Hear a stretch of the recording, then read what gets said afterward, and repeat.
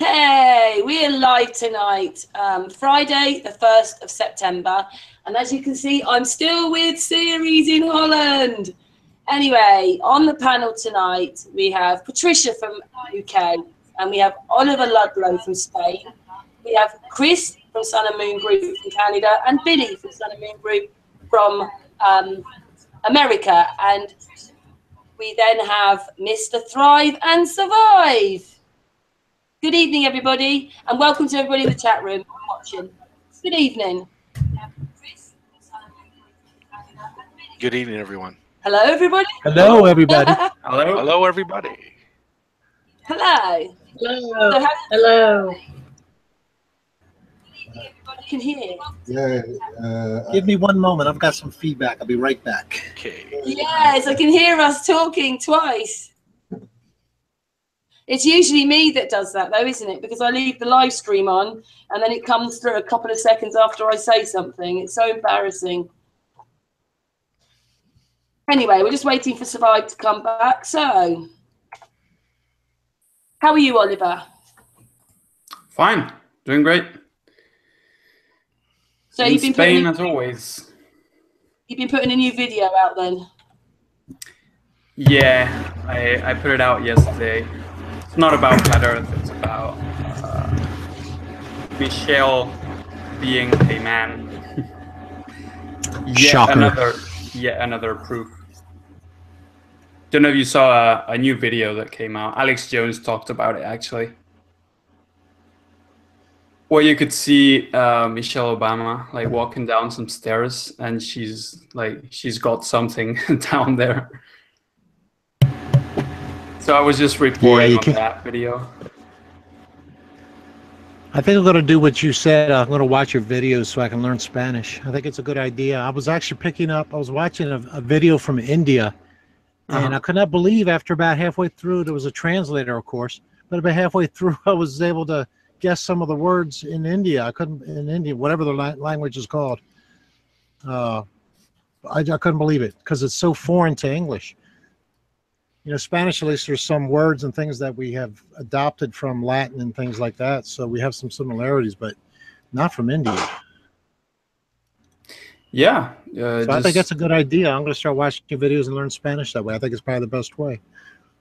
That's a good idea. And you'll also learn some words, if you will, flat earth words in Spanish that we use. So how did you learn English? Oh, I just wanted to let the group know. I just wanted to let everybody know too. I got another call coming in here in about an hour, so maybe if I could run through a little bit of stuff here and then get some feedback from you guys, then I have to kind of jump out and maybe I can jump back in later after the call's over. See if you're still online or something. But. That's okay, Chris. Go for it then. Chris, go for it then. Maybe if Mr. Thrive and Survive, maybe. He had mentioned that we had a discussion if you wanted to kind of give everybody a brief of what we were talking about, and then I can run through some pictures and then describe some things. And if you want to kind of lead into it a little bit. Yeah, so we had a discussion just after the eclipse, if I remember, a day or two, or maybe the next day. And you had gone through, I'm sorry, am I still here? Yes, hello? I can hear you. Okay, I can hear you. I heard something. You're fine. You're fine. You were presenting evidence, Chris, that had my jaw on the floor. To me, it was the best evidence I've seen yet, although I think a lot of people might not get it, that blows out the heliocentric model. It doesn't necessarily eliminate the fact that the moon was involved in the eclipse, but to me, it told me that, I guess in essence, Einstein was wrong, Tesla was right. It's all about an electric universe and magnetics and not the physical mumbo jumbo stuff that NASA gives us. And the explanation for, and especially the evidence that you presented, actual evidence, absolutely obliterates what we've been told. And as we discussed as we were going through, that this was bullet to the head type of evidence. For those who can understand it and grasp it, I am convinced that the powers that be do not want us to understand which you are, I guess, here about to present. I could not even begin to do it justice to say what we were talking about, so I'll just let you run with it. But I was literally, it was like the shock and awe bombs they talk about. I was in shock and awe as I was watching it. It was just fascinating, and I can't wait to even see it again. I would so wish I would have recorded it, because I probably would have watched it about 30 times to pick up all the little details that you were talking about. But it's fantastic, and I hope the people listening pick it up. And if you don't understand it or think it's not a big deal, please roll it over in your mind, watch it again, whatever you need to do, because it is that mind-blowing when you put it all together and when you understand it. And it's much... how can I put this? It's a much better way of explaining how the universe works on many different levels. You got into speaking about the different elements on the moon and how we can tell what they are, for example, like gold or whatever, and how I was particularly interested in the negative craters that look like what they call Audi navels, where there's no, we all know that there's problems with craters on the moon for anybody who thinks it through, because everyone seems to hit at a 90-degree angle. Nothing ever comes in from the side. There's never any boulder tracks, so to speak, leading up to or past the hole where it was. And you also have these Audis, so to speak, where it's like a negative crater, where you have the middle of the craters higher than the edges. And you explained how all of that works with electric discharges and things like that. And to me, they all tie together 100% perfectly with the eclipse and everything. And it is I think when we wrap our minds around it, and I'm not going to pretend that I have totally wrapped my mind around it, but when everybody does, it really explains the universe and so many things that we witness, like what appears to be giant trees that people were talking about, and mesas, and supposed craters that are on the Earth that supposedly were like there's a big crater place here in Arizona, but there's no boulder. And all of this is explained by what you were showing, and it's just marvelous, and I can't wait to hear it again. Excellent. Yeah, I'm going to try, and tonight I'm going to try maybe not go through everything we talked about. I'm going to at least try to get through some of the eclipse stuff, because that seems to be the hottest topic. But I will touch on the electrics and the dielectrics and the magnetic fields and what it is we're seeing, and then how that does tie into terra firma below our feet,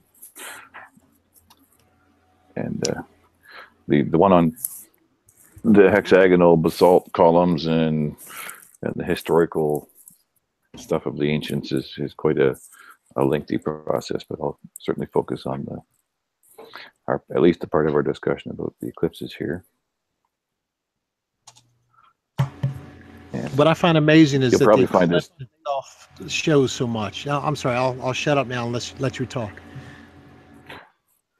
It absolutely does. Yeah, I'm getting a lot of, well, I've been basically inundated by, hundreds, if not maybe 1,000 images and videos and stuff from people of really, really high quality, P900 and DSLX, our cameras, 12,000 by 12,000 DPI stuff. So there's some really good stuff coming in. Chris, if there's one thing you could maybe address at some point, how is it apparent that some people claim to be getting images of the moon and craters and things like that? And, for example, the ball Earth believers claim to be getting those. And I know if you grab a NASA photograph, that's what you're going to get after they did the little manipulation live. But there's people who claim they have these photographs, but they are the only ones that can come up with this. And all the flat Earth people don't come up with any craters. So if you could explain how that might be possible, other than fraud, maybe it's not. I don't know. Somebody is frauding, in my opinion. Yeah, there's some interesting things going on there. I'll try and touch on that. What's the best way to explain that? Let's see. What I did do is I made a control in a three-dimensional model. And I put a solid object into a 3D model with and it's to scale, and put a light source at 1,000,000 lumens behind it in a field of particulate, and then shone a light on it, just to simulate a very bright light on a solid object to get an idea of how light rays would bounce off a solid and bounce around. And you see that they make these circular patterns, right? And you would get a bit of a crescent around the object, and it would scatter something to this effect. And then when I compared that to some actual eclipse footages, we're not seeing that at all. What's actually going on here? It's a bit of a misinterpretation. When you look at backscatter, light in the backscatter, what this image here is, what I did is the square. So this bottom point of the square right here, essentially, is pointing roughly in this red zone, somewhere around here. So the bottom square corner is pointing to what it's kind of pointing at or looking at. And this is a magnification of roughly this area in here. And you'll see that, yeah, it looks like there's craters, there's all kinds of things in here that could be interpreted that way. And it's backscatter. So it's just kind of coming through the object and backscattering around, because what happens is when you move the magnification, for example, into the lower field, which is actually outside of where the sun would be in an eclipse photo, I'm now imaging in this red zone, which is on the other side. So this is not in the eclipse portion. So this one here is where the eclipse is occurring and being occulted. And this picture here is down in this red zone. And you still see that, yeah, there's still craters and what could be interpreted as craters in that area. And even further out into the red zone, because it's scatter. It's just light scattering, and these are residual backscatter images that our brains, our pattern recognition, and our brain says, "Oh, I see a face," or "Look, there's a three-eyed face looking through whatever it is." Right? It looks like a crater. So that's just that's what's going on with that. So the claims are, in some case, honest misinterpretations, in another case, absolute fraud, trying to talk someone into something that's not real because they know better. So it's kind of a case-by-case basis, I think, on some of that. So some people make an honest mistake, and others are outright trying to deceive. The deceptions are easier to find. Cool. Let me go through this one here. This is one of those images where they're claiming, "Oh, we stacked an image, and then I took it into software and brought it back out." So they're saying this is a stacked image, and we see the moon inside the eclipse. Well, what this actually is a superimposed image, right? Because the original image doesn't look anywhere like that. I mean, that's a full 100% detailed full moon that's been modified and then put inside and then played with, right, in Photoshop. It's just a clear thing happening. I might have I've seen a couple that look much better than that, where they've taken the it's just a black disc, and they claim to I've seen it done live, where they take the color levels and play with them. They take the color off, and then they turn the contrast up or whatever, and you get the moon's image then on there. Yeah. And I'll show you this one here too. It's so sad, really, because now you have to almost be a photograph and Photoshop expert to even look at the news, right? Objectively. Here, I'll pull this one in here. This is an example. So this was touted as, the shot of a lifetime, a lucky photographer. It was Time magazine or something. It was a pretty high-end website, I think, saying that they caught this perfect image of the plane going through the eclipse just prior to totality, right? And then I did the same thing, brought it into Photoshop, and you'll see that all this area out here is highly pixelated. Wow. Right? So there's the original image, and in the center, I mean, clearly, this is an overlaid image, because this is non-pixelated. So there's the superimposed image, right? And it's just been doctored in there, right? It's. I mean, how clear do you need to get, right? Right. It's clear fraud. So like just happened to catch the ISS in front of it too. That type of thing, exactly, right? It never happened, right? Yeah. Nobody else saw it, but only one certain crew, right? They happened to be in the perfect place, perfect time, perfect angle, et cetera, et cetera. Yeah. But yet there was, how many million cameras on the eclipse and no one else saw it.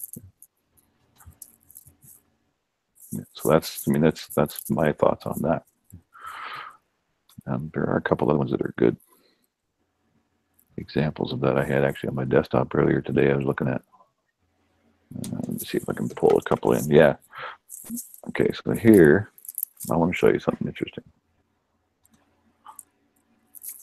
If I can, real quick. I'll try and buzz through this as fast as I can. I'm going to drag a few images into this presentation on the fly as we go here. Yeah, I don't want you to waste too much time. We can actually cover that another time, but I just wanted to really hear your opinion on it. Yeah, I'll show you. I'll show you what's going on. I mean, it's pretty clear what's going on in this website. Yes, this one's one. Yes. This is one that's an amazing image from 2006 solar eclipse, right? And here's the website if you want to go look at it. This company is actually selling telescopes and high-end gear to does all this stuff for you, et cetera, augmented telescopes, right? The whole 9 yards. It's a high-end telescope company, right? That's what it is. So this is the image on their website. You can do this if you buy our equipment. You can get images like this, 2006 total eclipse. I pulled the data from the file. It's a Pentax Corporation file, Photoshop Windows. So the image was made 2004, 2 years prior. Right. So that's the metadata from this actual. Right. So like buy our rifle and you can overcome the Coriolis effect. My goodness. Well, exactly, right. Right, they're claiming that this is a solar eclipse. It says right there, 2006 solar eclipse taken from the Sahara Desert at the south of Tobruk in Libya. It's an amazing photo, and yet the data file says that the actual file and picture was made 2 years before that, August 24th, 2 years. It's a 2-year time lapse. Yeah, so it's not even the same, whatever, right? It's a complete fraud. Right? Yeah. Anyway, that's. At least the photo is, right? I'm not saying anything about that company. This is just for educational purposes only. I don't represent the company, and I don't sell their stuff. but anyway, just for consumer beware, right? You need to really look at what you're being sold. Yeah, one of the problems. One of the problems we're facing now is the technology with video is getting so good. It's going to get almost impossible to spot fraud soon. Yeah, you got to get better and better at it all the time. Yeah. If you don't see it with your own eyes and take it with your own camera, unless you really know the person personally, it's like your best friend is showing you something that you were standing beside them and you knew what they were trying to do. Yeah, don't believe it, right? Until you've proven it otherwise. So I got a few images. These were sent to me from Sean Caron from Truth Frequency Radio, and he sent me 3 pictures that he took himself. Some more great photos, actually. And what was interesting about this is you can see up in here, this little area where it's scooped out. And it's over here, scooped out. And then there's the image. It's like a smiley face, right? You can actually see the smiley face in there. And this is the original photo I was working with. So now you can see that when I drew out, I just took a grease pencil in my software program in Blender and drew out what I thought was where these lines and what it was I was seeing in the image. So there's the smiley face of the object. It has a width. It has like definitely a depth to its outside surrounding. What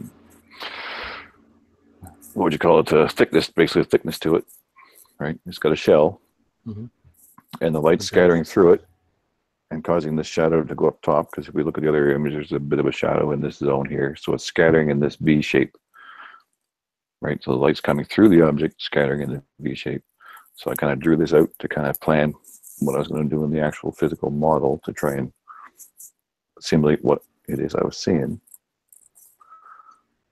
And so what I did then was I threw a solid object in there, scaled it to the right size, made it opaque, right? Turned it into glass and gave it the right thickness to be that space between where it's being scooped.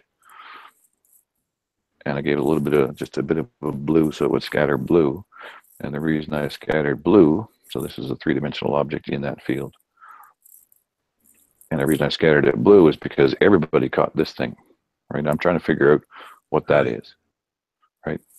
I even Because caught it with whatever my iPhone. Yeah, everybody's seen that, right? So whatever that is what's causing, let's scroll down here, is what's causing that on the ground, right? All these little moons everywhere from every angle is that thing, right? And you can actually see them, they're scattered here. Yeah, right. Yeah. Yeah, sure. I don't know if you noticed, but NASA came out with that video, I believe it was the 16th. We have never heard anything like this before, ever. And I think what happened is they realized this time people are awake and they're going to catch it, and they needed to get out in front of it. That's the thing, yeah. Where's their video now? So they come up with this now. This here's NASA's video sources. NASA, the pinhole effects caused by a property of called refraction, and they say in this video, it happens every day. It's a normal occurrence in sunlight. Well, if that's the case, why don't you ever see it during a crescent moon at night? And every bird that flies over your head, in the air is projected to the ground as an image of itself, because as the image passes through every pinhole in the forest, you'd see thousands of animals, screaming across the forest floor when there's only one over your head. Because what pinhole cameras really do is this. I mean, the light comes through a pinhole, and the entire field image is inverted and projected forward. That's what a pinhole camera does, right? You can bounce it off a mirror, like down in this image here. This is I'll zoom in on that. So now I can show you the light's coming through this pinhole and being projected on the wall behind. I mean, this is, as an artist, this is a technique you learn, and the old artists, even Picasso and Rembrandt and all the guys used this as a process. They would project it forward, a scene, and then they'd trace it out in pencil or whatever, and then they'd flip their canvas over, and then they filled in with color, right? That's how they did it, right? They didn't have camera, so they had a pinhole. Right. It's a common technique. Yeah, so absolutely not. That is not a pinhole camera causing that. Yeah, it never gives you 10,000 buildings to trace out. No, the only way you can have 10,000 million images coming at a different angle is through 10,000 different million lenses, individual lenses, all focusing approximately to the same place on the ground. So it's a crystal lattice type of thing, and the light comes down through the center of a crystal without being refracted. It's being focused like a lens in a camera and hitting the ground in a perfect inverted image of what's going on above.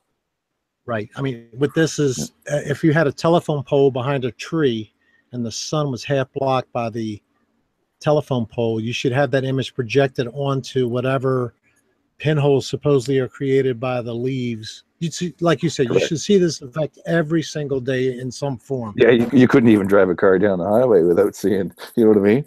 Right. As the sun, you're setting sun on the highway, and the sun's coming through the trees. Every barn, cow, and everything between you and the truck, the highway is going to be projected, in front of you. You'd be like, yeah, you couldn't drive, right?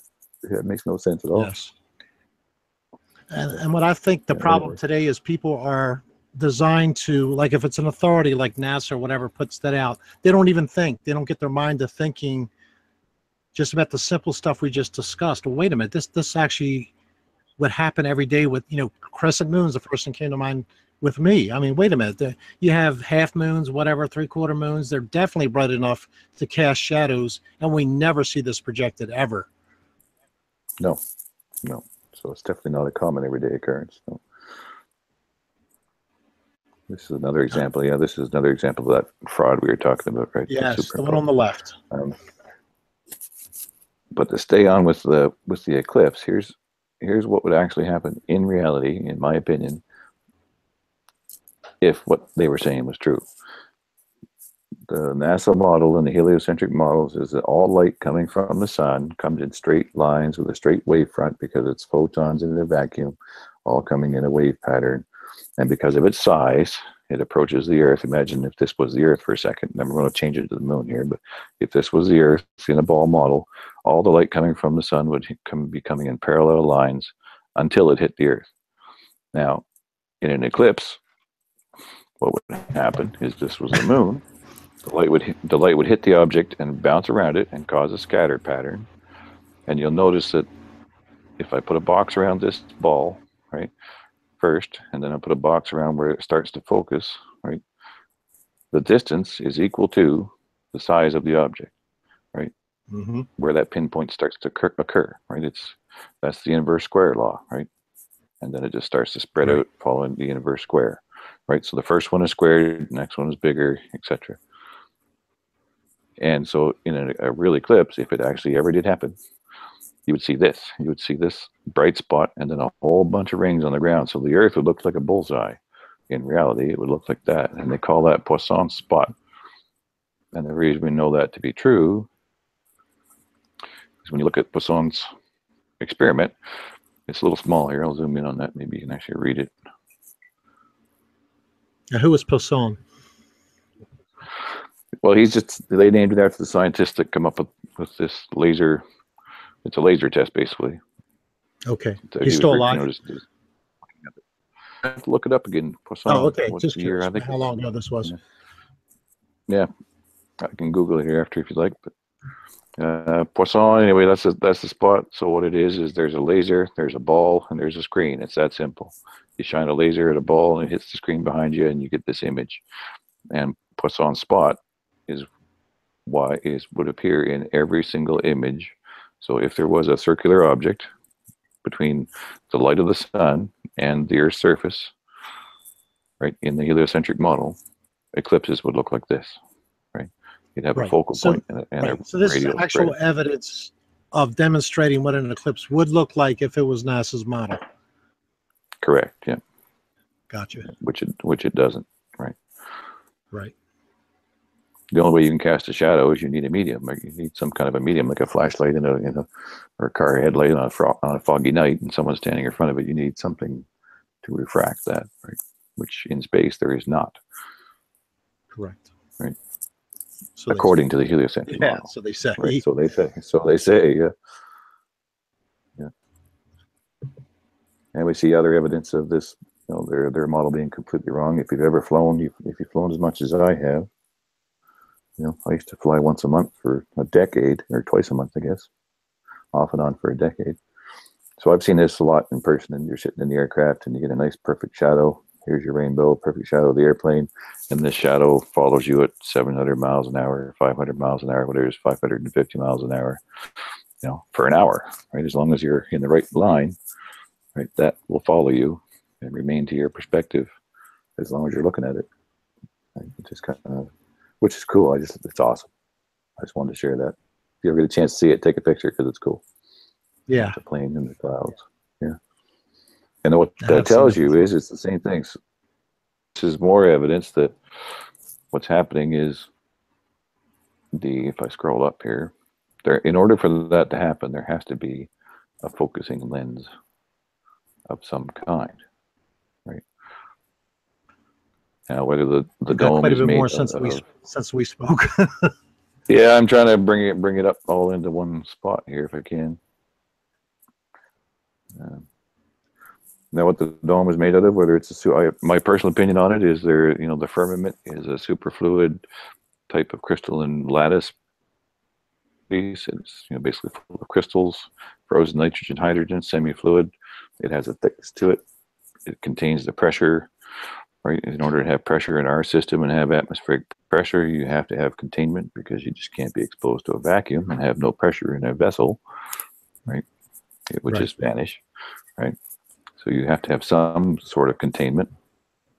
And it obviously, to me, is plastic because, the stars move, it all moves, it's all moving, it's always in motion. So it's flowing like a fluid, but it's relatively rigid. So it has a plasticity index to it. And it's under pressure, which creates sonoluminescence, your triboluminescence, your stars, and waves, right? And extremely cold. It's cold, yeah. It's like cold fusion type of fluid. Yeah. It's the only way to make that happen. So this is just a description, or this image here is just showing you how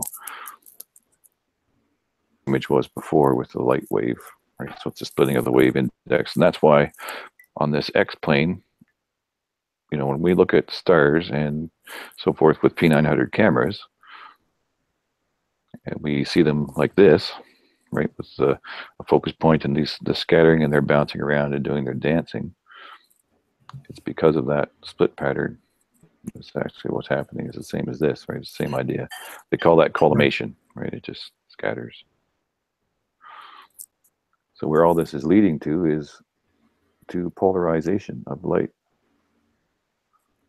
And I found this here was really good for this is from a published PhD level white paper. There's the title if you want to look at it. Right, so it's polarimetry of moonlit sky compared to sunlit sky. This circle represents the entire sky, so it's like a 360 camera, 180-degree field of view, north, south, east, west. The left is the moonlit, and the right is the sunlit, as it says down below here. And they just refracted, they just took images of it, and then they put it into the polarization gradient to see.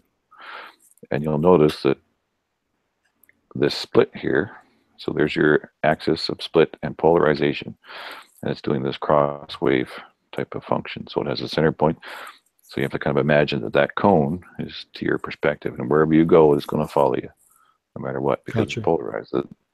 The moon is actually here, and this is the sun. It's slightly overexposed there too, right? But in this image here, you see that little bit of a looks like a rubber stamp shape, right? Right.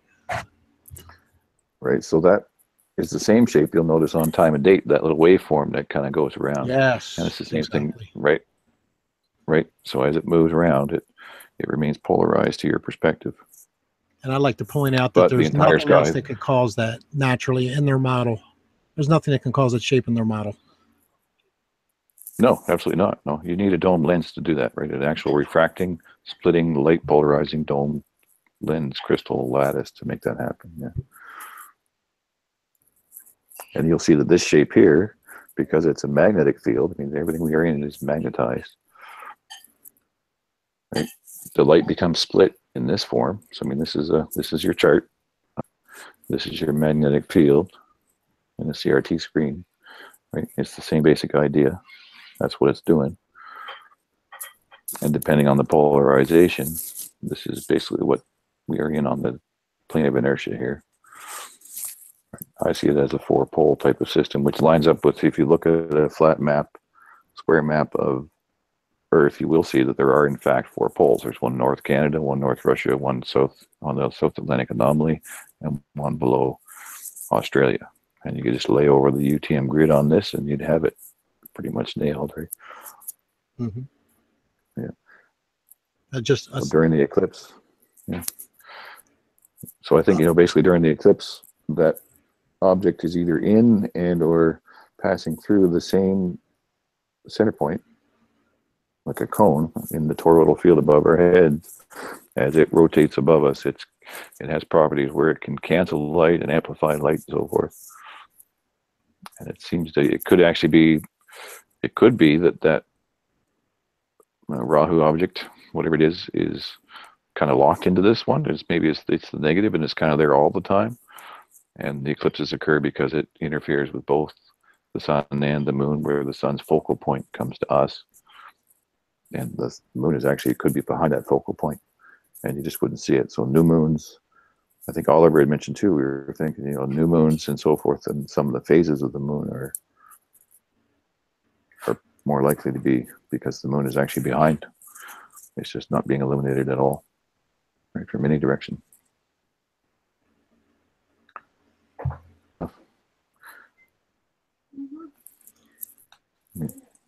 Now this, just because I was confused at this at first too, this is not during the eclipse. This is a phase of the moon. Yeah, this is actually, yeah. So just to clarify, this is just to show you what true moon photos would look like, right? This is just a crescent moon, normal standard moon. And just to show you, when you actually take that into the software to render it, you would actually see that, this one, you can see it depending on the angle and what it's appearing on to you in your perspective. But it has to have some sort of illumination to it.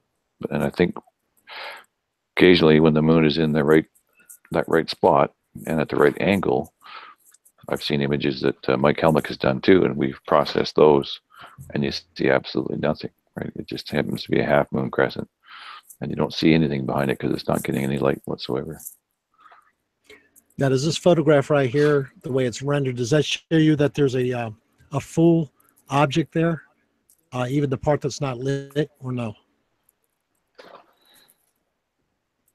This one here, You know, yeah, it's really hard to define, right? Because you can't, if you make the assumption that the moon may be more disc-like, it could just be on an angle to you as the observer. So if it tilts the right way, then you don't see the back side of it, like you're looking at a frisbee, and you tilt one angle, you can't see the other side. And this would be more where it's full on and being lit from one angle, and still, if it was lit from the right way, it'd be a full moon. Otherwise, it's right. So it's interesting to see. I'm still working on trying to figure out what the shape of that actually is. But what I find interesting with this is when you have a crescent like that, the moon is facing the Earth, which is totally in daylight, and we see no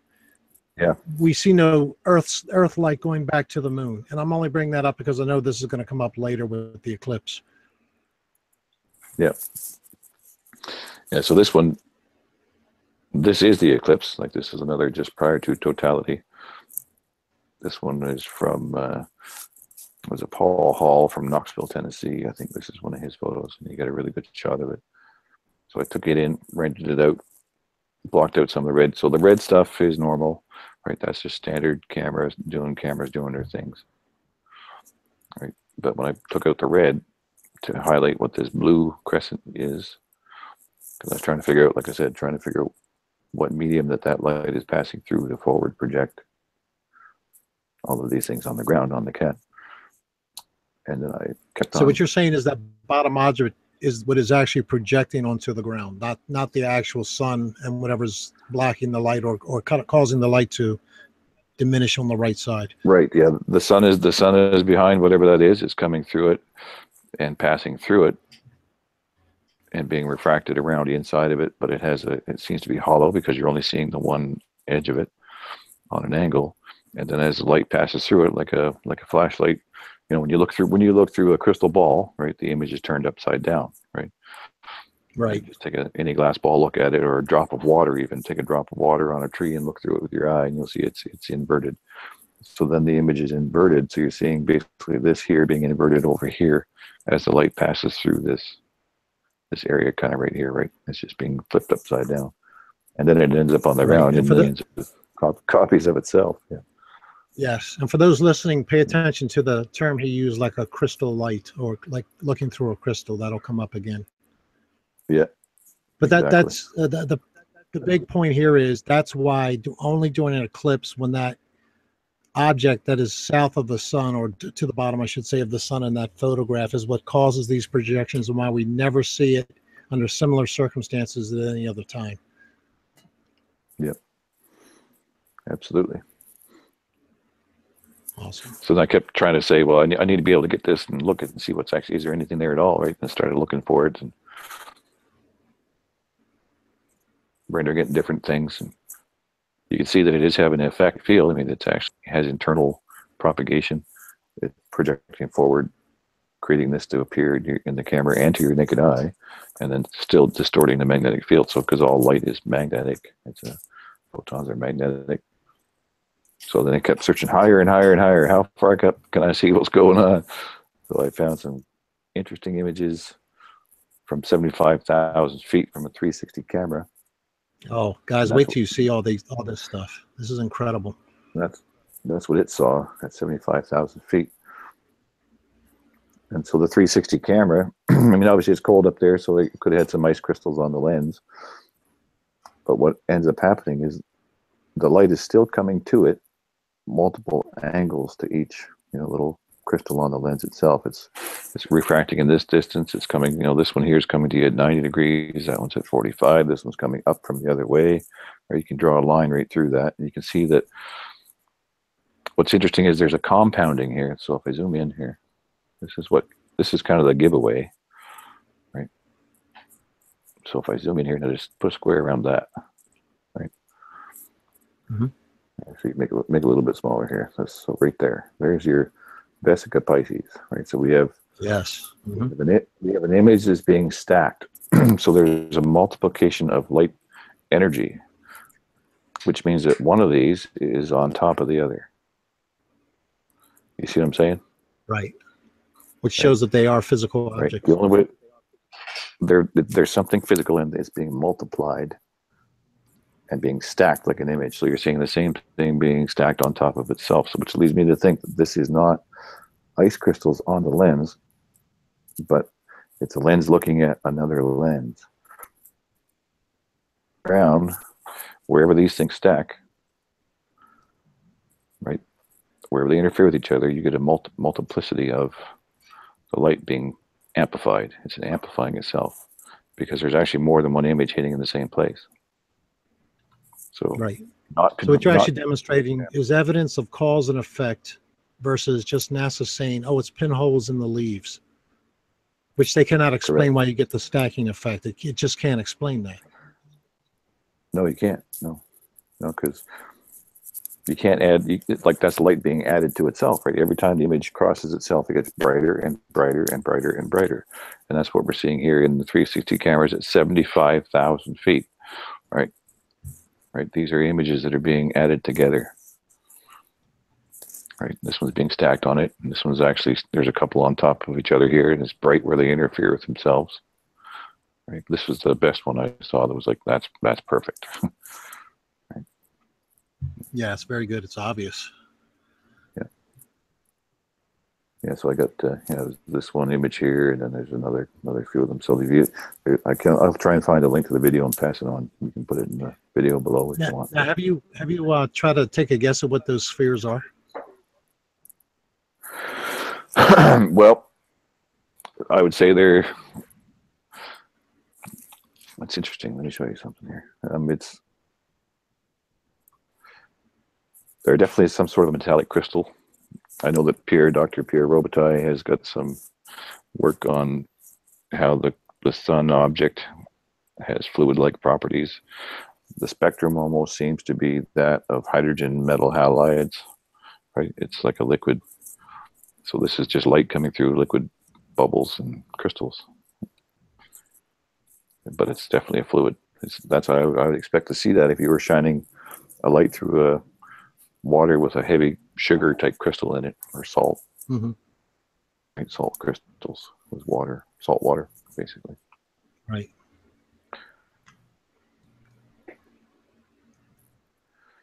Let's see, what else can I show you here? Just a comparison. Oh yeah, I want to show you the apple tree because it's quite profound. I really like it. I took these pictures myself, so I can stand on there. Which is from my camera.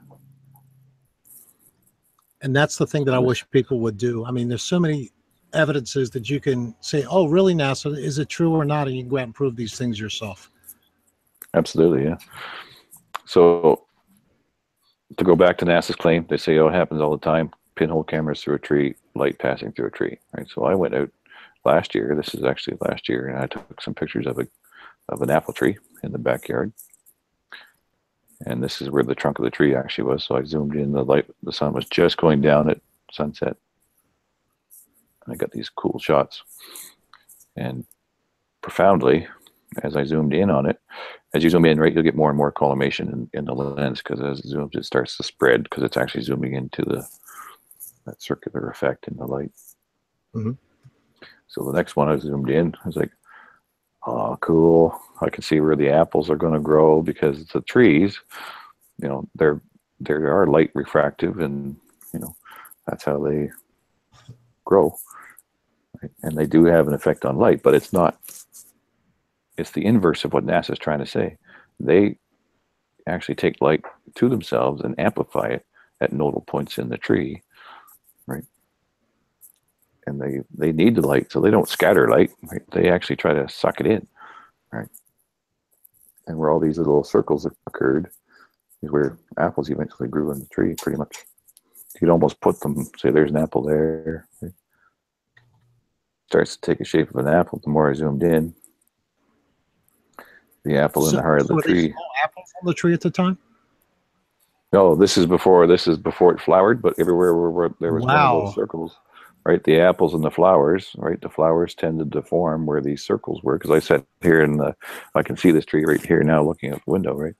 I kept an eye on it for the summer. It's like, yep, that's one there. That lines up. Well, there was a flower patch that grew here, flower patch here. And it spawned about 150, 200 apples. Yeah. Yeah. It's almost like you use this as a predictive tool to see how much fruit you're going to have next year. Yeah, you almost could, right? You could see how well that tree is, because that's the way the sun travels, right? So they would tend to form where those nodal points of energy focus are, right? And there's a rose kind of in that one. That all the apples, the cores are toroidal fields as well. Yeah, I mean that's it. I mean, this is the evidence of, light is life, light is creation, light is everything. Everything, all matter manifests from light. Everything is geared towards that energy wavelength, and right down to the seeds and the atoms, and everything is in that toroidal field, and it's just a vortex of energy. And of course, beetles. When I look at images like this back here, I mean, I see the back of a beetle. Well, there's the back of a beetle, and butterflies and everything else.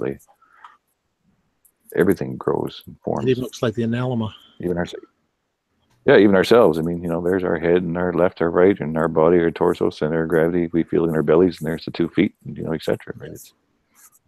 You can't deny that. Creation's amazing. There's cool. There's some other cool things too that I noticed. People, this is a fun one for people just to go out and have a look at. Oh yeah, this is pay attention to this, guys. This is more dome type evidence, right? So if you go out anywhere to a lake at night and get a nice still lake, and get a nice camera set up, do a long exposure, 30, 40 seconds, you will see that the stars, so these 4 stars, 1, 2, 3, 4, appear right here upside down, right? So this is an inverted image of this area of the sky down here. And you can just start to pick them out. You can say, okay, these 2 stars are over here. That type of idea. But what's profound about it is that the number of stars that appear in the water is only a fraction of the stars that appear in the sky. So only the light that's kind of basically coming towards us is being refracted and reflected into the water. Light does absorb, water will absorb some light, but obviously not that much. So if I remember, the theory behind this is the stars that do not reflect, and look, a lot of the Milky Way itself doesn't reflect. A lot of the stars in the sky that don't reflect are actually, the light is actually not moving towards us, but away from us. It's going backwards. Is that correct? Yeah, it's like an infinity mirror, right? So the light is in. Is that image real though? Because I mean, I'm just asking because I've looked at all these rifts and kind of galaxy-like images of stars where you see like the sky full of stars, but I mean, I've never seen that, and I don't know anyone who's actually photographed the sky like that. I don't know if these images are kind of photoshopped or something. I'm just asking. I can't say for sure, but they seem a bit suspicious, a bit NASA-like. You know what I mean? Yeah, I can show you after too. This one is actually this one's a professional photographer. This guy is not. So I compared both professional and non-professional. Right, I know I haven't seen anything like that until I got out in Nowhereville in Arizona, but now I can see that at night. Yeah, this one's a long exposure. So even if you maybe you could go try some Thrive and just do a long exposure if you get way out somewhere where it's dark enough. Yeah, I could do that here. Yeah, that is what I noticed too right off the bat. I don't see it. Yeah. I don't have a grease pencil see it that here, profound, but I see it much more than a city or even suburbs. Yeah. If you take a grease pencil and just mark this edge along this zipper edge all the way down through, you'll see that this side here where can you see my cursor there? Yes. Yeah, we can. All right, so if you start here and go down all the way through and follow the dark line, right, and draw that out, and then do the same on the other side, right, you'll see that would just be a zipper side. Like you could just take it as a puzzle and put it back together, right? So this tells me that this side is below and this side is above, and there's a shadow effect going through 2 different layers, right? It has to be 2 different layers. Right. Yeah, you're right. It would fit like a puzzle. Yeah. And to me, I don't think it's any coincidence either that you can see that there's a nose and an eye and a beard and a hand Yes, with a finger that's what I was thinking. finger pointing towards a tablet, and there's a finger if you zoom right in on it. It depends on the image you look at, but yeah, to me it looks like a small child. Well, I see it as there's basically the two horns and the finger pointing towards the tablet. My brain just goes, well, that's Moses, right, standing in the rift that caused the flood, right? Right. The Red Sea's parted and the Moses is in the sky. It's kind of profound. Right? Yeah, amazing stuff. Yeah, it's very cool. Anyway, it's definitely a double-layered effect, right? You can see, like this one's here and this one's here. It's a double of itself, right? Yeah. So that's where I'm at with all that, guys. I don't know what you think. Some show in the water and some don't. And there's many different pictures that many different people, professional and amateur, have taken that show the exact same thing. I've never noticed it though until it was pointed out. Yeah, it's profound. Yeah, yeah, it is. And there's only one conclusion I can draw from that. Right? We're not on a globe. Surprise. We are in something much more profound and very well protected and very looked after. Yeah. Under the dome. Under the dome. Yeah. The firmament, exactly, as written. Yeah. So, are you going to go through the evidence showing how you came to the conclusion that you did, showing your control first, and then pretty much how you walked through privately when you were in with me? Yeah, that's awesome. Yeah, I did that earlier there. I did that with the. It was. I can bring the image back up again. A second. Share the screen. And some of that. If I'm correct, you've got images from two different balloons that went up with 360 cameras on the day of the eclipse. Yeah, that was this one here. That's the. Let me zoom back here. That's the 360 camera. And then it was up here. I think I had it up here. What's interesting with that camera too, there's also a shot, guys, at 75,000 feet, 360-degree view, and it shows the horizon. No curve. Yeah, go watch the video. Yeah, it's awesome. Should I get that picture in here that shows the actual horizon in this one yet? This was the control, though. I do have that in here. Right, so this is what I was thinking at the start. This is a solid image in the rendering particle field. So that's what it would scatter like if it was actually an interference, which it's not. So this was the control in the software to show that that's the control rendering. This is the pattern. So in other words, this is the pattern with the heliocentric model that you would expect to get during the eclipse. Right. So this is a solid. So this is a solid object, backlit with a simulated sun. This is what it typically would look like if it was close enough. Right. If it was actually close enough, and to do this, you would actually, in order to actually do this, this object would have to be within the same medium that we're looking through. You have to keep that in mind, right? It would have to still be within the air, right? Some kind of medium to cast a shadow and be backlit and scattered in this fashion. Otherwise, if you follow the heliocentric model in space, then you end up with this, like I was showing before, right, with a laser effect, right? Right. There's so many things that fall apart with the heliocentric model. For example, everybody wants to show this, how the magic 90-degree angle turns into whatever degree to make it come down to a point. But the reality is there aren't enough photons in a vacuum of space to even create a shadow on the Earth, even close to what is observed.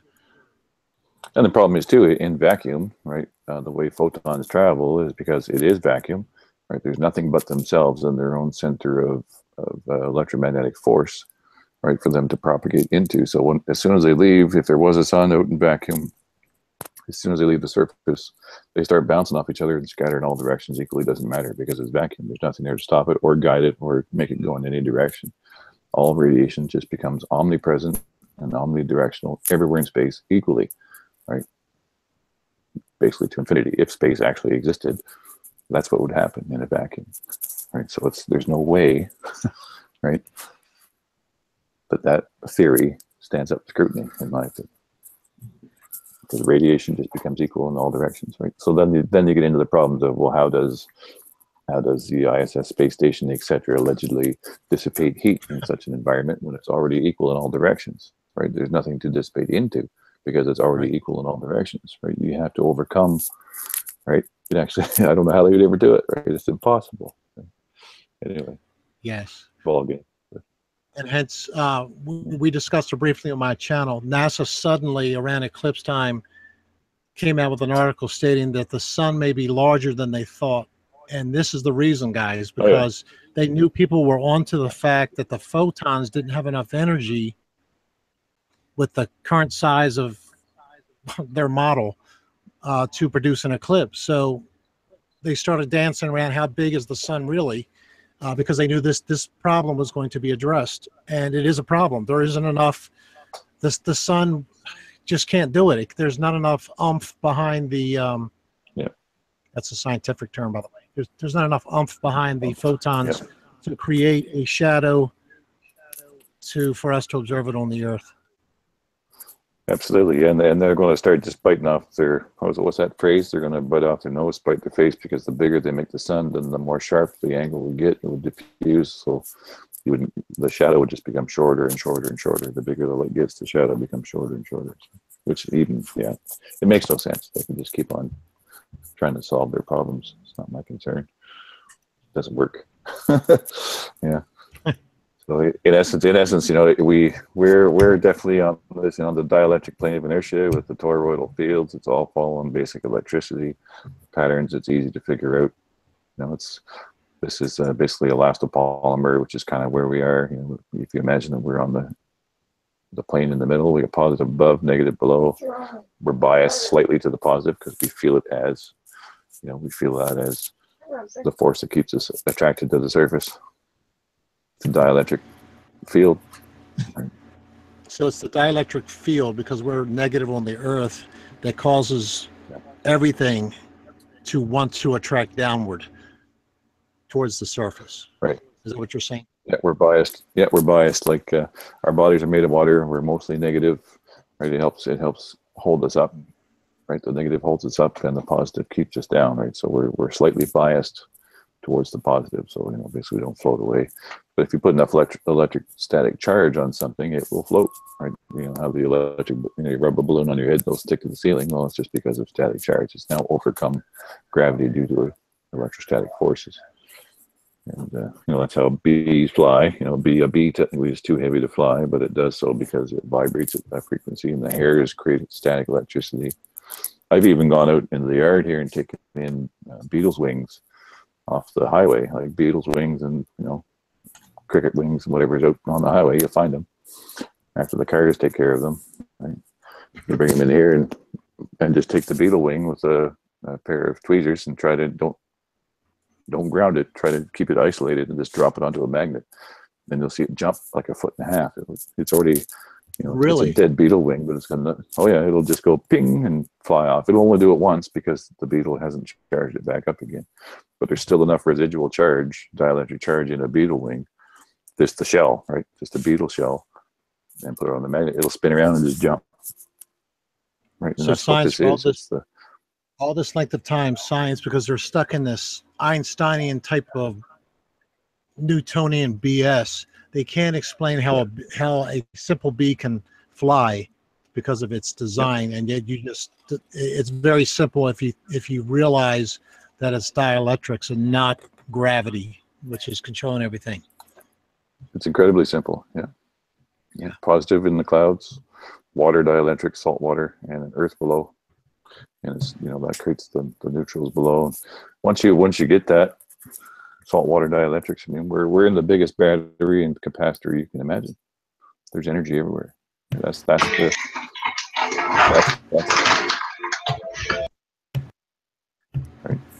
Yeah, that's a whole other aspect that we can get into at some other time. It's just absolutely fascinating. We do live in Yeah. a battery, on a battery. Yeah, it's the biggest battery you can imagine. So that's the rub, right? That's what they don't want getting out there. So, and that's what Tesla knew, and it makes free energy, and that's why they wiped out all his ideas and papers and all that stuff. Absolutely, yeah. JP Morgan. His tower. I mean, he had a coil. He had a coil at the top and basically a pipe in the ground that tapped into the aquifer and an air gap in between, which is what this circuit basically is, right?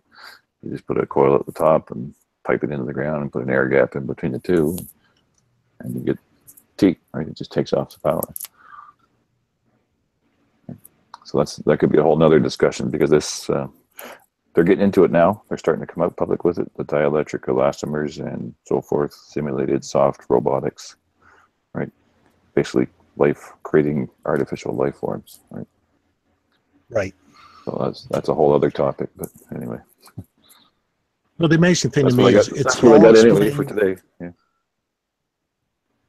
Yeah. Yeah, we're going to go into much more detail, I think, if you're still on, Chris, on my channel, to get down to the details like we did that day. Yeah. And run through it. I don't know if you remember exactly what we did, but it was quite a ball of wax to get into. This is just a fraction of it that you've shown here. Yeah. Yeah, we'll dive into the circuitry and the crystal lattice and all that. It's a bit of a heavy chew here, right? But we'll piece it out and do like another one of these again here in the next week or so, and keep on going. Fantastic. Yeah, but this is the introduction, guys. It gets much deeper than this, and much more evidence also. Yeah, and I'll be talking too on Truth Freedom Radio too with Sean Cairn and Cindy Holland on Saturday here coming up. So I got to do it'll be mostly voice, but I think he's going to do some pictures and stuff too after the follow up. So keep following around. I'm going to be bounced around, I guess, now a little bit. So I'm going to try and also get to the UK next year and do a live one, hopefully, and come over and see Series and the gang, and Karen, and say hello in person, everybody.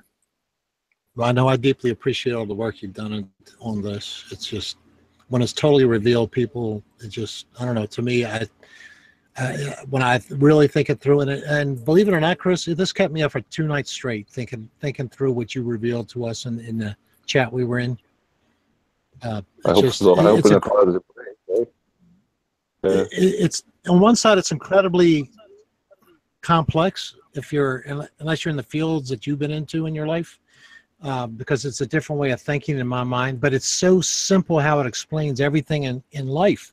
It's really simple. Creation is very simple, and they've complicated it so much so that they think only a rocket science, quote unquote,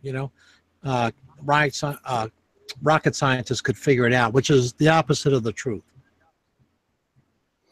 Absolutely, yeah. It's so simple a child could figure it out when you really get thinking about it. All you need is 3, right? A positive, a negative, and a neutral. There's 3 states of matter. There's 3 states of motion. There's 3 states of pressure. Blah blah blah blah, and it just keeps going in 3s. Right? There's only 3 ways to be, right? Yeah. Well, again, thank you so much for answering my questions and for doing the work that you do. It's brilliant. Yeah. Absolutely, anytime. Yes, he's very clever. He's Chris. I'm 3 minutes. I guess I'm 3 minutes over my hour. I gotta run here. I got another ding thing happening. Yeah, are you? Thank you very much, guys. Hopefully, you can come back a bit later on, Chris. Yeah, how long are you going to be on for? Another couple hours? I don't know. I'll check and see later. I'll check and see here. But if you're on and then still on in the next couple hours, I'll jump in. Even if you're on an after hangout or something, I'll stop in. Yeah, sorry I missed that, Chris. I was late home from work, and I went to get some food from the Chinese. They were closed, so I had to go back into town. So that's why I'm a little bit late. Yeah. So yeah, I'm just gonna. Yeah. Well, you guys carry on, and I'll try and jump in again. Thank you so much, Chris, as ever. You're welcome. Cheers. Yeah, thanks, Chris. Bye, Chris. We'll see you later, guys. Bye-bye. Bye. Hey, Dave, how you doing, buddy? Yeah, I'm fine, thanks. I haven't seen you for a while, Billy. Have you been offline? Yes. Yeah. Have you been researching, or have you been taking a bit of time off? Both. I've been doing a little bit of both. Both. Been doing some fishing, some boating, some family stuff. Doing some walking every day. Trying to clear my head. I was thinking about the eclipse, and I was thinking about the September star alignment. Been doing some research into that. So Yeah, taking I a break. Ptolemy's Almagest, book 4. It's all to do with the motions of the moon. And an interesting thing I stumbled on was that it was talking about solar eclipses and lunar eclipses. Remember, this is back in the 2nd century as well. It's quite a few years ago. And it was just remarking how when you have a lunar eclipse, it's like specific to a location, the actual phase of the eclipse. Sorry, when you have a solar eclipse, it's unique to that location, the actual phase of it. But when you have a lunar eclipse, it's not. It's pretty same everywhere you go, if you know what I mean. When you have the lunar eclipse and you have that same shadow, like we had that partial one. That's true. Yeah. So the eclipse is exactly the same, just about everywhere you can possibly see it for a lunar one. Yet it's always specific for an area. Anywhere else, which is, if you think about the heliocentric model, where all the difference is really the moon has just swapped positions, hasn't it, with the Earth? You know what I mean? So why is it a lunar one is same anywhere you can see it? You'll get that same shadow effect, but on the eclipse you'd have to be in the exact location to get the exact same eclipse, which is interesting. Exactly. I was thinking the same thing. Anyway, Hey, 1 second, Dave. We have Rich, Mr. Thrive and Survive with us. Have you talked to each other before, Dave, Marsh? I think maybe once, but very briefly. Hello, Dave. How you doing, Rich? You all right? I've been following your channel for well over a year, so I'm pretty up on what Rich has been doing.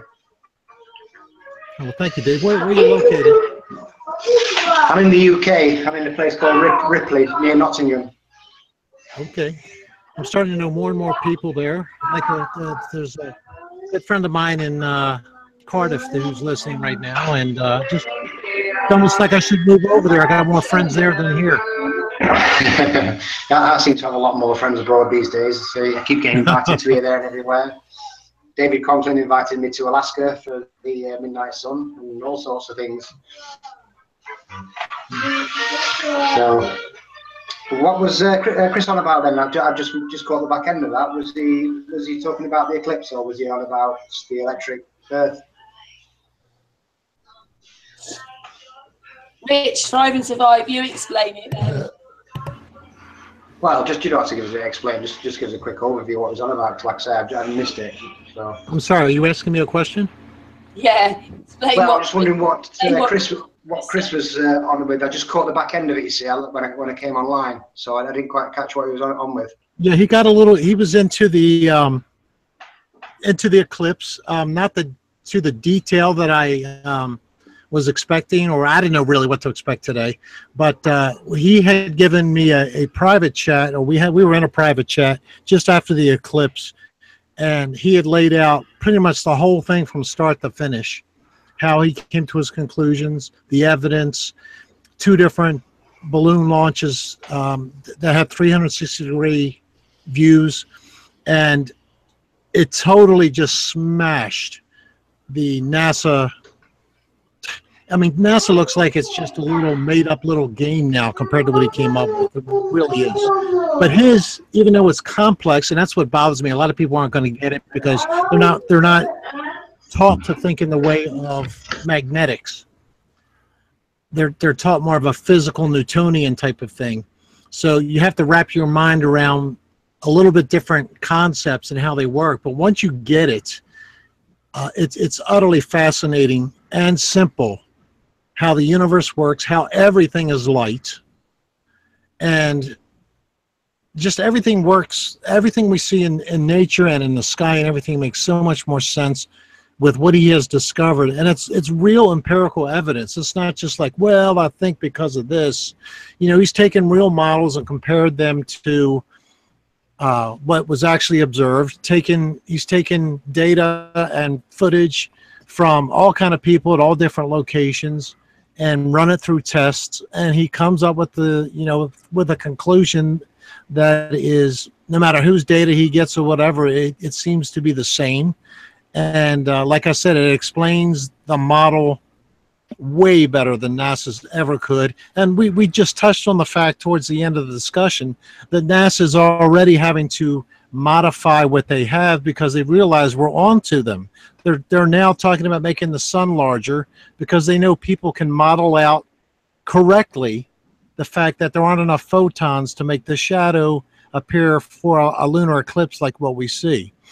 They tried to get ahead of those thousands or 10,000s or whatever of dancing moon eclipse, or whatever you want to call it, shadows on the ground that we saw.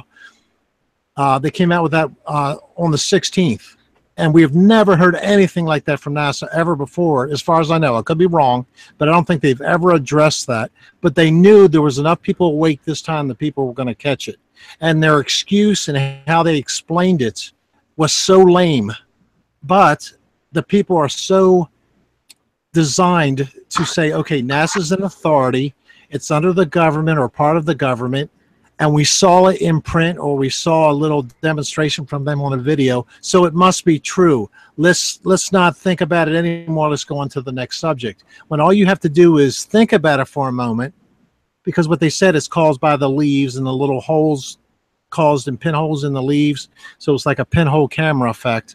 But we would see the same effect anytime the sun was blocked by like a tree partially, or by a telephone pole behind a tree with the leaves, or a crescent moon, or, as Chris said, a bird sitting in the tree. We would see all these thousands of birds, let's say, being cast down to the ground as it blocked the sunlight. Well, of course, we never see any of this ever unless it's during an eclipse. And his model showed exactly why we see it, that secondary object that many of us caught. I even caught it on my iPhone. I wasn't expecting it. And of course, not everybody, but many people said I doctored the evidence. I'm going to put up the original images so anybody can look at it. I've actually got it on film that's moving, so that's pretty hard to doctor. In any case, that object, which is a magnetic object, which he didn't get deeply into, but it's a magnetic object, or I should say it's a magnetic anomaly, the results of magnetics, not the results of anything Newtonian. That's what caused that effect that only happens during an eclipse because it is a magnetic anomaly that's not there all the time. With NASA's explanation, it would have to be there all the time, and we would see it all the time. Yeah, you'd expect to see little circles, wouldn't you? Say for the sun, you'd expect to see little circles of the sun everywhere, wouldn't you? But you don't. Yes, but years ago, the education system successfully got people to shut off the critical thinking mechanism in their brain. So they just accept it. There's somebody I was speaking to immediately after the eclipse who I believe is working on his post-secondary degree, and he's so indoctrinated into it that immediately he saw that, yes, it's pinholes. That's it. They said it. That's what it is. Move on. And it's really a shame because people can't think anymore for themselves. Now, we could get people to wake up and start thinking for themselves. And that, to me, is sort of the secondary goal now, is to get people to critically think. And they'll find out how fast then everything else falls apart if they are willing to do it and willing to let go of their belief system long enough to say, okay, I'm going to let the facts dictate my belief system instead of my emotions. And that's really the battle. Yeah, because interestingly, that what I mentioned in this hangout, I mentioned on Facebook a few times, is that nearly all research in regards to flat Earth leads to the electromagnetic Earth. Nearly every single person I know who's done a lot of research into it has come to the same conclusion. So I came to that conclusion when I did my moon race video, and I started looking at the electromagnetic ether, and I went out and purchased the book Universal One by Walter Russell. I ain't ready yet, but I want to try and his knowledge first before I even attempt to read it. But like I say, all the research seems to lead to the same place. And I know that Mike Kavanagh and Dr. Zach and Steve Torrance, they've just put out a new video now showing the electric universe. So I think it's all leading to the same place. I agree. It is an electric universe. And once you understand that, once you understand the basics of that, and throw out, like I've said this in the last chat, I think I'm going to keep promoting this. There's an excellent series on YouTube called Einstein's Idiots. If you just look that up in the search bar, it'll take you immediately. By the second video, you realize how much of a fraud and a sham not only Einstein was, but how the whole system is set up that way. And there's no mistake, I don't know if they get into it in that series, but there's no mistake that the same stuff was promoted at the same time. For example, combining, the way they have gotten us to think about the universal model is to accept the fact that there could be aliens and other life out there. At the same time, they brought up evolution. And it's a perfect fix for when you really boil it down to hand your power over to other people. And I know that's a big stretch for people to get to. How can that be? Or how can you say believing in a spinning ball and evolution leads you to giving up your sovereign rights as a human being over to, let's just say, you could hardly mention a group without offending somebody, but let's just put it that the powers that be, we have voluntarily given away our human rights to the powers that be, and a lot of it is because they have been able to control us by diminishing who we are as human beings. They have taken us out of being the center of creation and made us just some random speck in the middle of a vast soup of nothingness. And that we came from a vast soup of nothingness as well. It was brilliant, whoever put it together. Very brilliant. And that's where we are today. And we're starting to unwind that. And the people that are so almost, and it probably will become violent on the other side, violently opposed to what we're revealing. I don't know where it's going to lead, but it's going to be a civil war in cosmology, I guess. But I think we are at a time in our biblical timeline where it is the end, and the truth versus error. Truth is being revealed, just like it was prophesied. Everything hidden will be revealed. There is nothing secret that shall not be, unveiled, and we're there. And along with that, a choice is made. And it doesn't matter whether you believe those prophecies or the scriptures or not. The fact is, it's happening. And what I have noticed is those that are willing to try to find the truth, wherever it takes you, tend to be of a certain caliber of human being where they are humane to other human beings. And those on the other side are very anti-humane. Now, there's exceptions on both sides, believe me. But as a group, that's what I've noticed. It's a separation also of people in how they treat other people and how humane they are. And I know that's a lot of different concepts to throw together, but that's where I see it right now. We're at the point where we're at the end, and it's time to make a stand. Are you going to stand for truth, or are you going to stand for the BS? So there's my. I'll hop off the box now, the soapbox. No, thank you. Thank you for that. I'm in total agreement with you, Rich. Thank you. Yes, I am too. And it's interesting that just a normal bunch of people like us, you know what I mean? I've got no degree in physics or anything like that. Before flat Earth. Sometimes, doesn't it? It's a long journey. I didn't know anything about anything before flat Earth. You know what I mean? It's only in the last year and a half that I've actually learned anything. You know what I mean? Actually been out and made observations myself, and seen these anomalies. What they try and push under the carpet, kind of thing. So it's just interesting how a bunch of normal people like ourselves have all come to the same conclusion in regards to the Earth. Like I say, and maybe that's why it is actually called the Earth. You know what I mean? It is the Earth, isn't it? In electricity terms. Absolutely. I think the powers that be, they know exactly. They must know exactly how it works. Because if a bunch of people like us can find out, You know what I mean? With the minimum equipment and budgets and things like that, I'm sure these guys at the top, with all their equipment and all their knowledge, what's been hidden from us as well, I'm sure they've got a few keys to the doors. Absolutely. It's like people think so little with critical thinking. They think that the eclipse proved that NASA's correct because they could predict it. If they go to NASA's own website, I believe it's nasa.gov/eclipse, and you get to the right page, they group these eclipses into different names. They make up names for each one, like they had the Apollo and Mercury and different programs like that. Well, they've grouped these eclipses into different group names, and you'll find a column if you get to the right page, and it'll say this eclipse repeats every 11,217.62 days. And it's just like the ancient Mayans who believed in a flat Earth.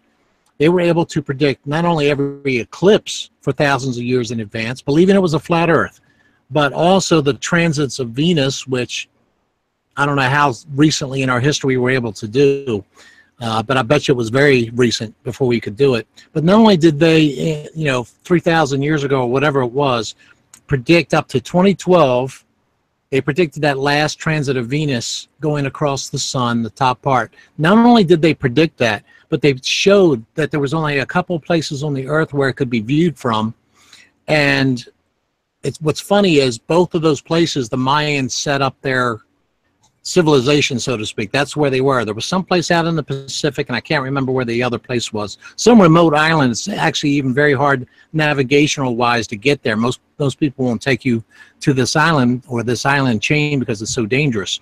But let's say, I don't know, 4,000 BC, 3,000, whatever it was, these minds predicted that and the solar and lunar eclipses, believed in a flat Earth, did it down to the precision, I guess you could say, as well as NASA.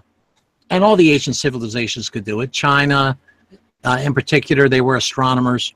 They could all do it. It had nothing to do. They knew nothing about Newtonian physics or Galileo or Copernicus, and they knew none of that. In fact, their model was the opposite, and yet they could do it. But they believe that NASA does it with orbital mechanics and mathematics, and that's false. Well, the mathematics is true. You just add so many days, and then all you have to know is then how much to shift it north, south, east, or west on the grid, and you got it. But people don't know that. Alex Gleason in his book actually shows you the table and how to actually predict them. It says once you get the table going and you get the first few columns in and you get the actual eclipses in, it starts making sense then because they start repeating, you know what I mean, the pattern. So, I mean, I don't have to do it personally, but I know there's a big section on eclipse in his book, like, which is obviously pretty interesting. And obviously, all the ancient civilizations, like you say, they all know how to predict eclipses. Because it is mentioned in the Almagest, which I'm trying to digest at the moment, like I say, they've always been predicted as long as we've all been around, haven't we? So absolutely, no mechanics whatsoever. Like I said, they do make out it's all this science and all these numbers and all that, but at the end of the day, they've been predicted for thousands and thousands of years. Absolutely, and what's amazing too is the moon is part of most likely what triggers, or not triggers, I shouldn't use that word. The moon is involved with the eclipse, but it's not moving in front of the sun. And that's what the data, that's what I think will show when I get Chris to go through the whole thing. The moon is involved, but it's not how NASA says it's involved. Well, if it was, I'm sure that by using stacked images and what have you, you would have been able to pick up an image of the moon at totality, surely. But clearly, the only stacked images you see are fake ones. Yeah, there's no. Well, we've got a couple of frogs that are pretty good that look like it. Yeah, but there's no way that you can pick up an image. I don't care what you say. There's nothing there. It's a bit like Deep Inside the Rabbit Hole show. Do you know what I mean? We're just seeing a projected image of the sun and the moon, and we're just seeing the shadow of it, and that's all we're seeing, a shadow. It's not saying it is the moon. You know what I mean? For all, like Chris said about the light just coming through one way. You know what I mean? I'm not really up on that side. I'm trying to get my head around what Chris is doing, but you know what I mean? It's quite advanced. And it's quite a lot to digest. So, but I'm trying, and I've been watching a few of his hangouts and like going over them. But I think Chris is definitely on the right track. without a shadow of doubt. Absolutely. No, like you said, put your mind around it. I laid awake 2 nights in a row, seriously, not sleeping because of trying to wrap my mind around what he was. It was so profound that I couldn't sleep. Well, go ahead.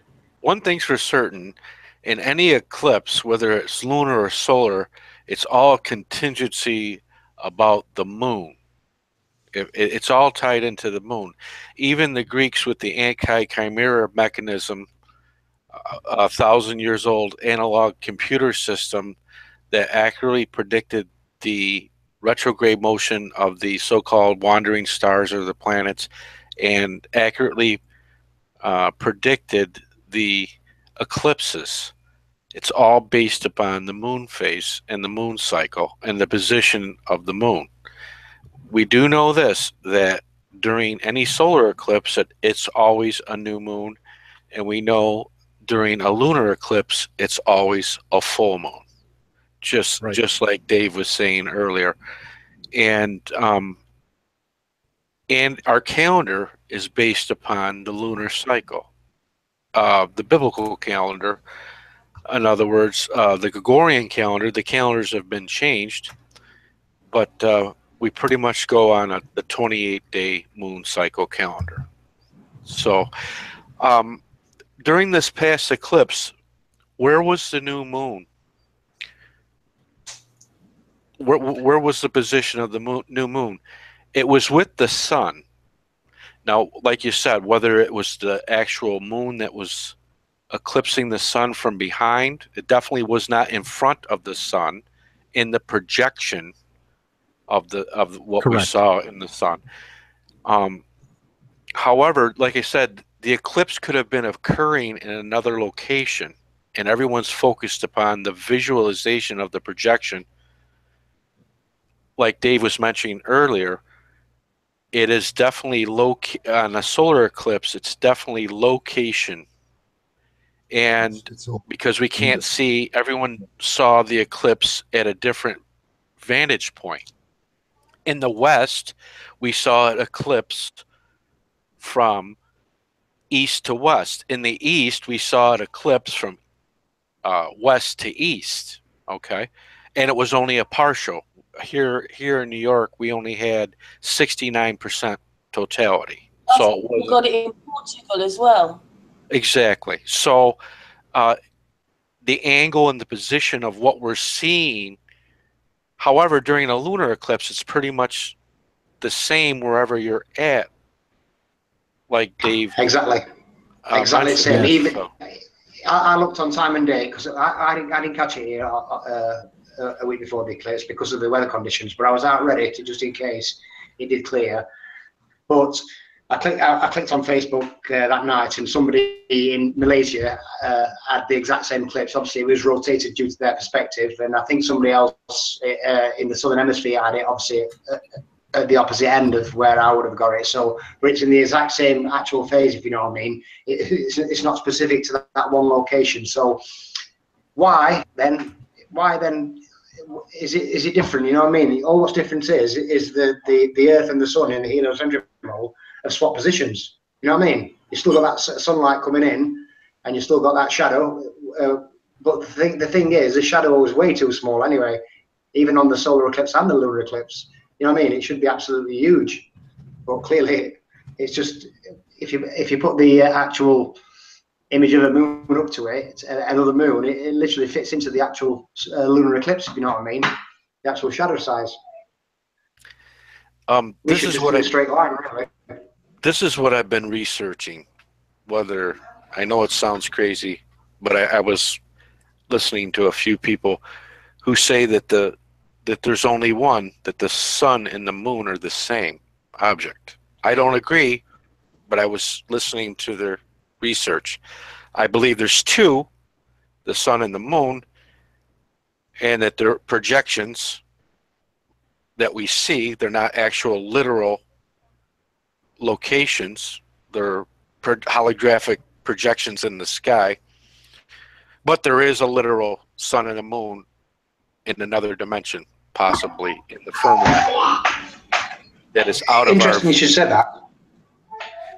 And then we have some speculation in the Vedic astrology on the Rahu and Ketu. So there's either one disk, which is both the sun and moon. There's either two disks, the sun and the moon, or there's actually four disks, the sun, the moon, Rahu, and Ketu, ironically, that are all the same size. I'm just throwing that out there. This is what I've been looking into. I just ask a lot of questions. I'm not making any definitive summaries or anything like that. It was very interesting in Steve Torrance's latest video. I do agree with him in the Taurus fields, in the magnetic universe that we live in, and people are starting to really comprehend the fourth dimensional possibilities of our universe, which is good. It's a good start for people to think, and it's a good thing to let your model stand up to scrutiny. You know, how these circular paths, how the sun, the moon. Stan Smith has done some excellent research. He has some excellent photography with a 360-degree camera, taking pictures year-round, plugging the data into his computer, and you see the sun and the moon are just like a rainbow every day in your own perspective bubble. Okay, is that the actual sun and the moon in your sky, or is it a projection of an actual sun and the moon at your locale? And people are starting to realize this, even from the reflections on the lake and the water, how the reflection follows you, how you can walk along the lakeside and have the sunbeam reflection follow you, and then when you get to the end of the lake, you look back on the lake where you just passed, and there's no reflection on the water any longer. Okay. Yeah, it's like each person has their own individual vantage point, unique. Exactly. Of the universal magnet. It only comes to your feet. It never goes to someone else's. It's like Ceres has said in previous Hangouts, you are at the center of your own universe. You are at the center. And how wonderful that is. The model has to be what the world is as the center in something, but I figure we are the center of everything what is perceived as reality, because we are actually perceiving. And what we perceive as a joint effort and bring it together is how we can see how big it is and actually how strange it is. Yeah, so when you think that, when you draw that down, it's like the whole universe literally was created for man and each individual person. Yeah. So in the sense of, and that's what they're actually hiding from us. Yes. Because in the Bible it said that humans are the supreme being. Absolutely. I agree. It was created for us. We were given dominion over all of it. Yeah, the only thing we forgot is actually to take responsibility for it. Yeah. To the thieves who were so kind to take care of it. Meanwhile, we get as a mass in the care blanket. We have where we have no idea what the real world actually is. Yes. No idea. And when you see power is, when you see the total, the word authority, for example, NASA as the authority, the illusion of the external authority, for example, is the word author is the root word of authority, authorship of your life. Who is the writer of your life? If it ain't you, then you just gave your responsibility to somebody else who is writing your life for you. Yep. And do you think that is the best thing what happens to you? Well, I think the best thing is to actually start writing your own life.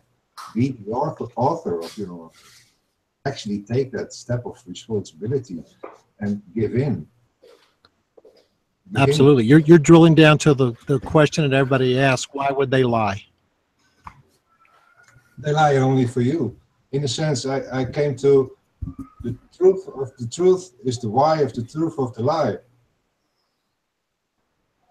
It's you. They lie. Yes. They lie only about you, who you are. Try to give you an illusion to believe in other than yourself. That's the one thing they never will give you, and that is the idea that you have actually to take responsibility for your freedom, to actually have your freedom. Because Yeah, well, it's a spiritual battle in the end, spiritual warfare. In the Bible, it's said that the enemy, our enemy, is not the flesh, but rather the principalities, right? The spirits, the evil spirits that are in power.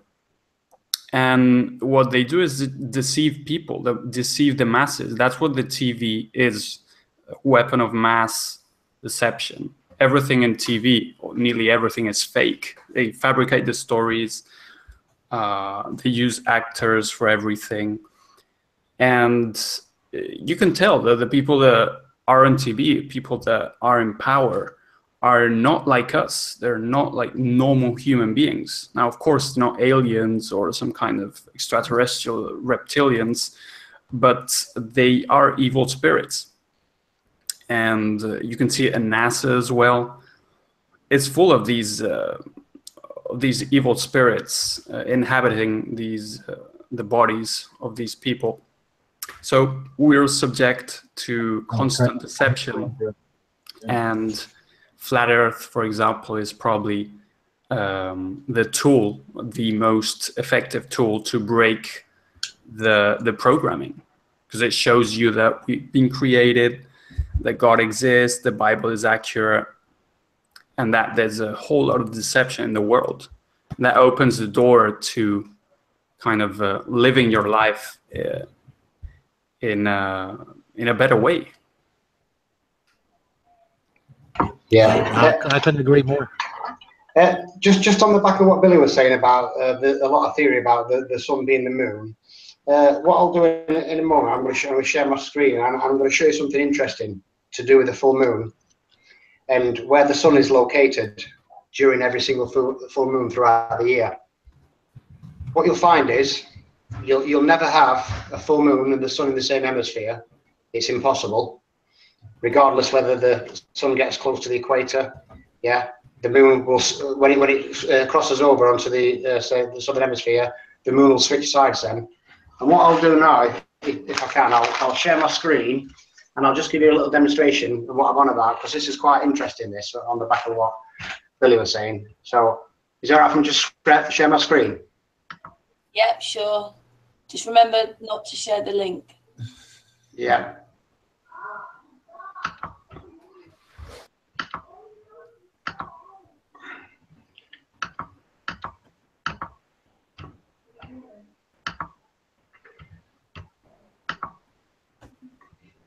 Right, I'm just trying to get it. It's only showing my the only link. The thing it's showing me the application window. It's not showing me the actual screen I want. Will I have to open a new window in Explorer? Yes. Yeah. It's just a new window. Share that. Right, so I opened a new tab. I need to open a new window then, do I?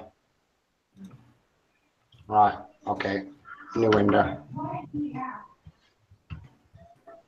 If you just want to carry on for two seconds, I just need to get it. I got it all prepared, but obviously it's on the same tab, so it'll open the Hangout otherwise, won't it? Yeah, exactly. So just give me a couple of seconds to get it all ready again.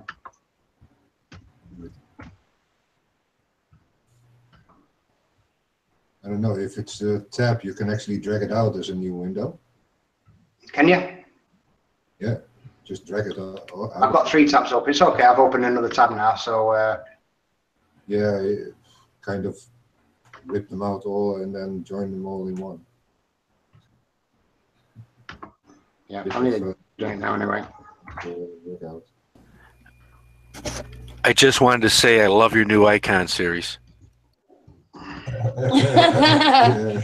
Yeah, he's turned into me. Yeah.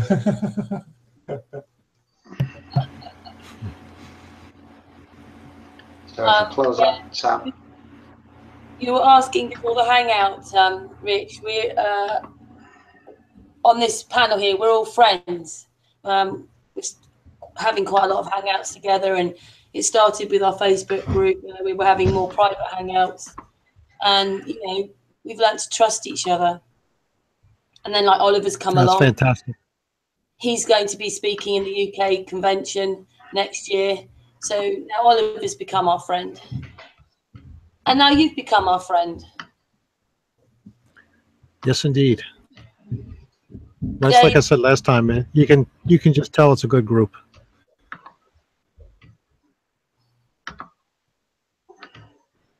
Right, so the first full moon of 2017 was on the 12th of January. Now, if I go to,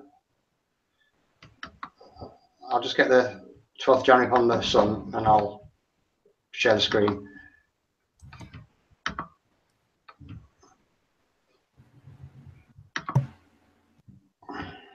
Right, I think I'm ready now.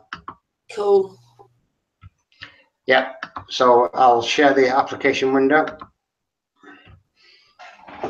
Can you see my screen? Yay! Yeah, right. So Yes. what I did here, I've got a full moon calendar up, and I'll just go to, and I'll show you. So when you've got the full moon on the 12th of January. In fact, let me just zoom this out a little bit so you can see a little better. It's a bit close.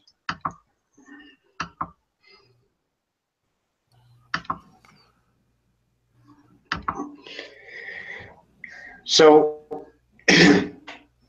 the full moon on 12th of January, what you'll notice is, as you can see, the moon's visible for nearly 14 hours that day.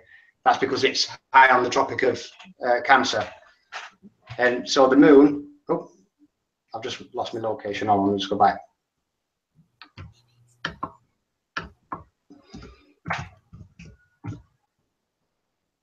There we go. Bloody hell. I'll come back to that. So as you can see anyway, when the sun on the 12th of January, look, is low on the Tropic of Capricorn, the moon is always high on the Tropic of Cancer. So what I'll do now, I'll go down to say March, and I'll show you what happens in March. So the next one's on March the 12th. So if you go to March the 12th,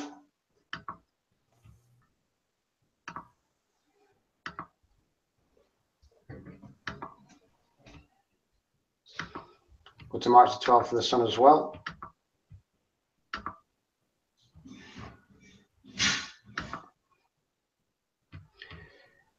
Now what you'll see the angles nearly exactly opposite each other. The moon mimics what the sun does in the opposite hemisphere on every single full moon. You'll see it. Doesn't matter how many years or how many months you go through, that same position on the opposite hemisphere. So I'll give you another example here. So we'll go to say,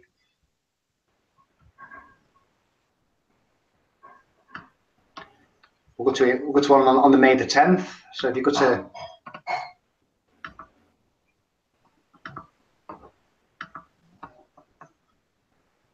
May the 10th, see that angle now?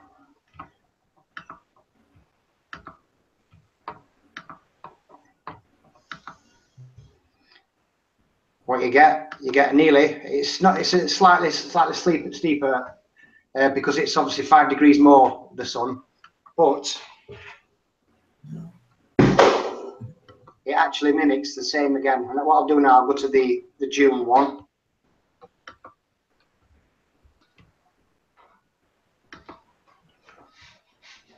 Which is June the 9th.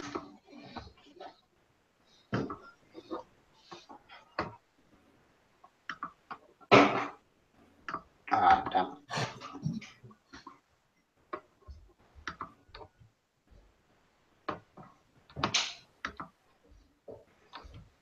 better.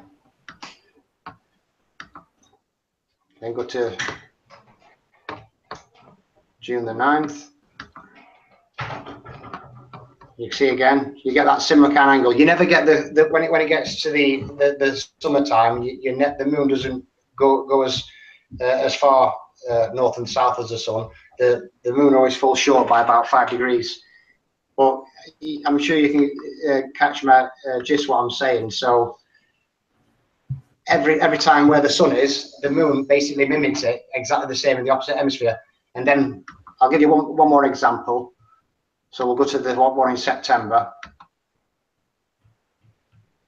near the equinox. September the 6th.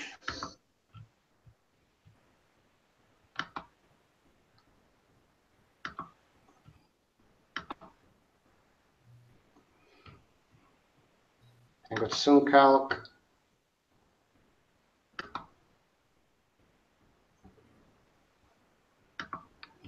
September the 6th. There you go again. Nearly always opposite. Then like I say, as that sun passes over, then that switching point, and the moon will be in the opposite hemisphere. But you can never ever. You can go back as many years you want, or go as forward as many as you want. You can never have the sun and moon in the same hemisphere, which I think is quite interesting. How it mimics the same position within 5 degrees. From both hemispheres. I don't know what your thoughts are on that.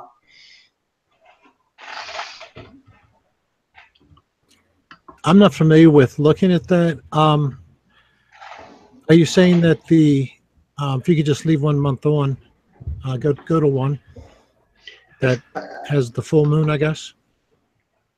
Doesn't matter which one. So I'll go to November the 4th. Okay. So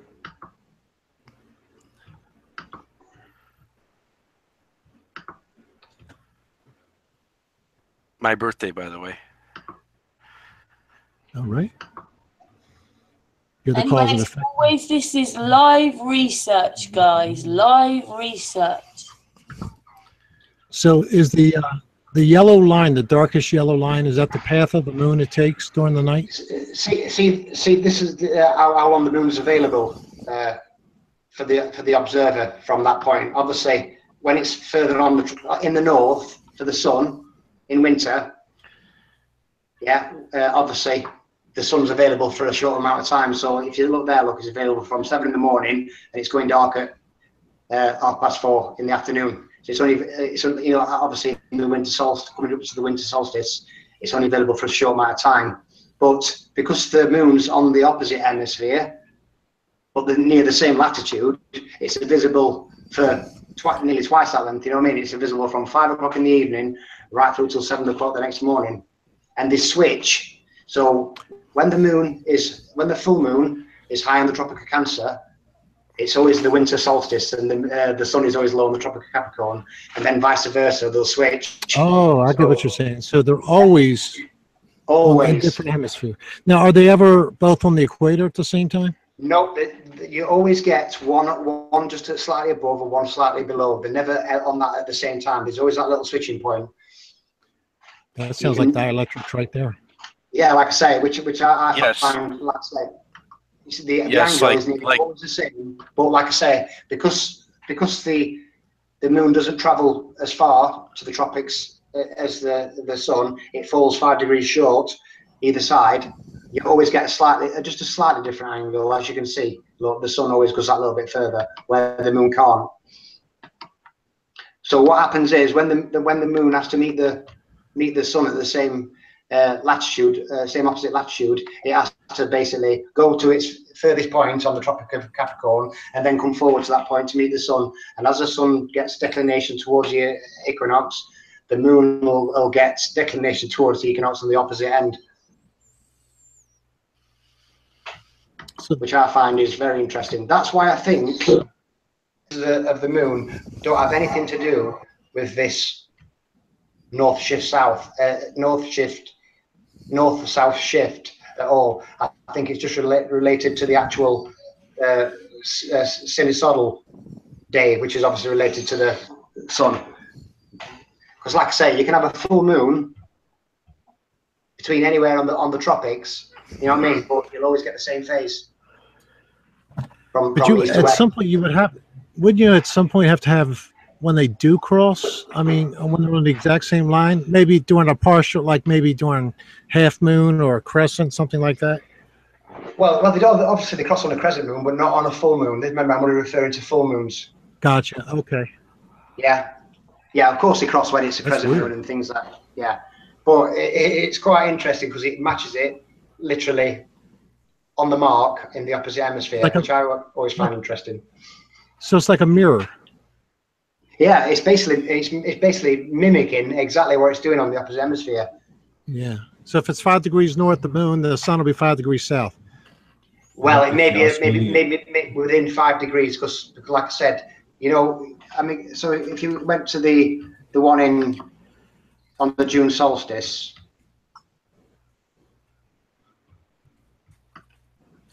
so the closest we can get is June the 9th. So if you go to moon calc,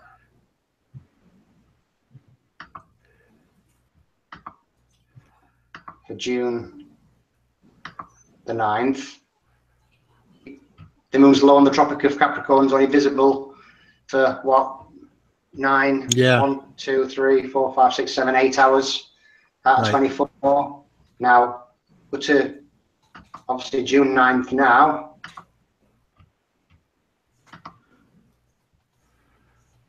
And if I remember correctly, the data that Chris had, the moon, when it's over the Tropic of Capricorn, is actually moving faster, I believe. Well, if you watch slower, one of the two. It's different than when it's like on the Tropic of Cancer. The speed is different, which is funny. Yeah, what I'll do, I'll just get a window open now, because I actually collated data from 2016 right through 7 months of data through. Because what I was doing, I was comparing it to the lunar reconnaissance orbiter visualization of it shows you when the moon's at its closest at perigee and when it's its furthest, and I was comparing it, showing that in reality, by taking the culmination of the moon, basically timing it at zenith over 2 nights, yeah, and measuring that time scale, you know what I mean, it changes throughout. And this is not specific to one location.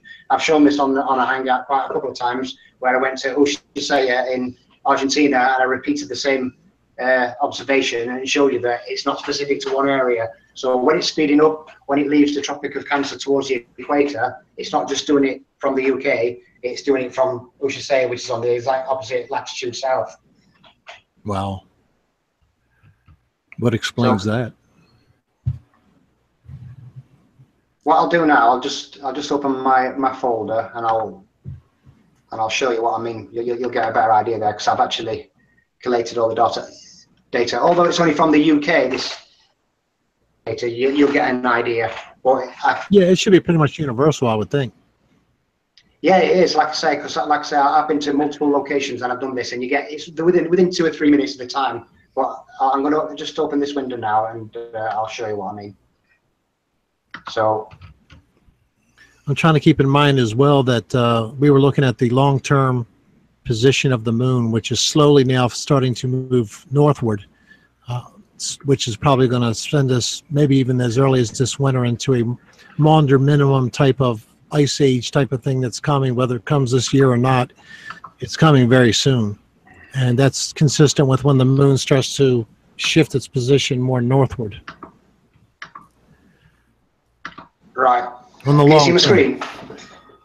No, not right now. Now, yes. Right. So what I did basically at the time, the only visualization I had for the LRO was 2016. So what I started doing is collating the culmination of the moon or the meridian passing over certain positions when it was on the Tropic of Cancer, on the equator of the Capricorn, and looking at the timescales in between to actually measure up to what's happening according to the heliocentric model. Yeah, and what I found is, we all know that the moon is supposed to have an elliptical orbit around Earth, and as it goes towards perigee, it speeds up by 6%, and as it passes that point, it slows down to apogee. But what I found is the moon doesn't slow down or speed up there whatsoever. in reality, by taking that culmination of the moon, and I'm sure you've seen, if you've been on Facebook and you've seen my observations where I take a snapshot of the moon and I compare it with time and day, the moon is literally always within a two degrees of where I'm pointing my app. I use the dioptra app, which has got azimuth and an altitude on it. So as you can see, the Tropic of Cancer for December, between December 26th and 27th, the moon, between the 2 days, the moon took 24 hours and 54 minutes. Later, and for what, to come back to his exact same position? Exact same position the following day, 180 degrees, yeah. Gotcha. Yeah, so it's just basically doing the meridian passing. So for them 2 days, it took 24 hours and 54 minutes. Now, when you go to that same reading on the equator, between December the 31st, is it? Yeah. And 1st of January, yeah. It takes 24 hours, 43 minutes. You can see it's speeded up by quite a significant amount. But what's interesting now is, this is why, at the time, I know you did a video on the circling sun and moon a few weeks back. When the moon heads towards the Tropic of Capricorn, guess what? It slows down again. 8th of January, because the moon travels 13 times faster than the sun, north to south. Yeah, so you can catch it on the tropics within a week of each other. So when it was on the Tropic of Capricorn, it went back up to 24 hours, 52 minutes, which is a very similar time to when it's on the Tropic of Cancer. Now the interesting part, this is what baffled me. When the moon comes back to the equator, it doesn't speed up or slow down. It stays at the relative same speed. So as you can see there, look, wow, it took a very similar speed as it did when it left Capricorn. And then back to Cancer, it slowed down a fraction again, look, it took 24 hours, 54 minutes. So then you go back to the equator, guess what? It's speeded up again. So it's gone, it only takes 24 hours, 40 minutes now. But as you can see the pattern, so it speeds up, it slows down, it stays at relatively the same speed, stays at relatively the same speed. Speeds up, slows down, stays at the relative same speed, stays at the relative same speed. You can do this forever. It's the same pattern no matter what, which completely debunks the heliocentric model, because we all know that if you look at the actual lunar reconnaissance orbiter visualization they've got, it speeds up as it's going towards perigee. Now, this doesn't happen at the same point because of that elliptical orbit. It happens at different times, you know what I mean? So you have to find out when it is. And actually, I could get it up for you if you wanted and show you what I mean. Because like I say, it's not speeding up on these dates where the moon's speeding up in reality. Because you know, my moon race video where I captured the moon before I even collated this. So just to make sure what you're saying, there's no direct correlation between apogee and perigee and the speed of the moon. Not in reality. Gotcha. Okay. What a surprise. Yeah. According to the heliocentric model, we all know that when the moon's at its closest point to Earth, yeah, due to gravity and the Earth's spin, it'll speed up. But once it's past that point at perigee, then it'll slow down by 6% until it passes that point of apogee, and then it'll start speeding up again. But that happens at random positions in the heliocentric model. It doesn't because of that. Yeah. Yeah, because of that elliptical orbit, it happens at random times. There is no pattern to it. I suppose there is a pattern to it eventually, whether it takes, I don't know, 19 years or whatever to actually get in the exact same position in their model. But in reality, as I've documented here, and I've shown when I've actually made real observations when I basically shot the moon. What I'll do, I'll just get this other window up now, and I'll show you what I mean.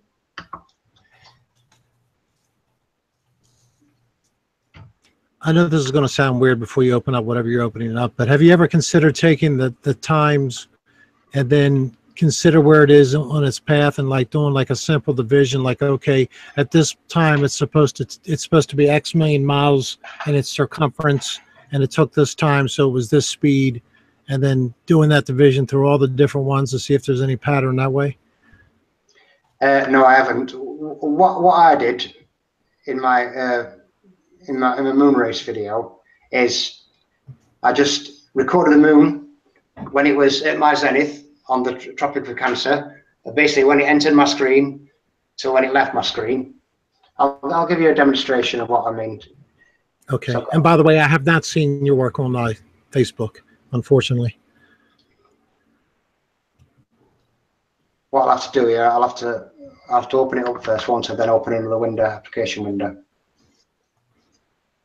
Yeah, Dave is a member of Sun and Moon, but he also has his own group on Facebook, don't you, Dave? Yes, I've got my own group called Flatline on Facebook. Flatline, one word or two words? It's 2 words.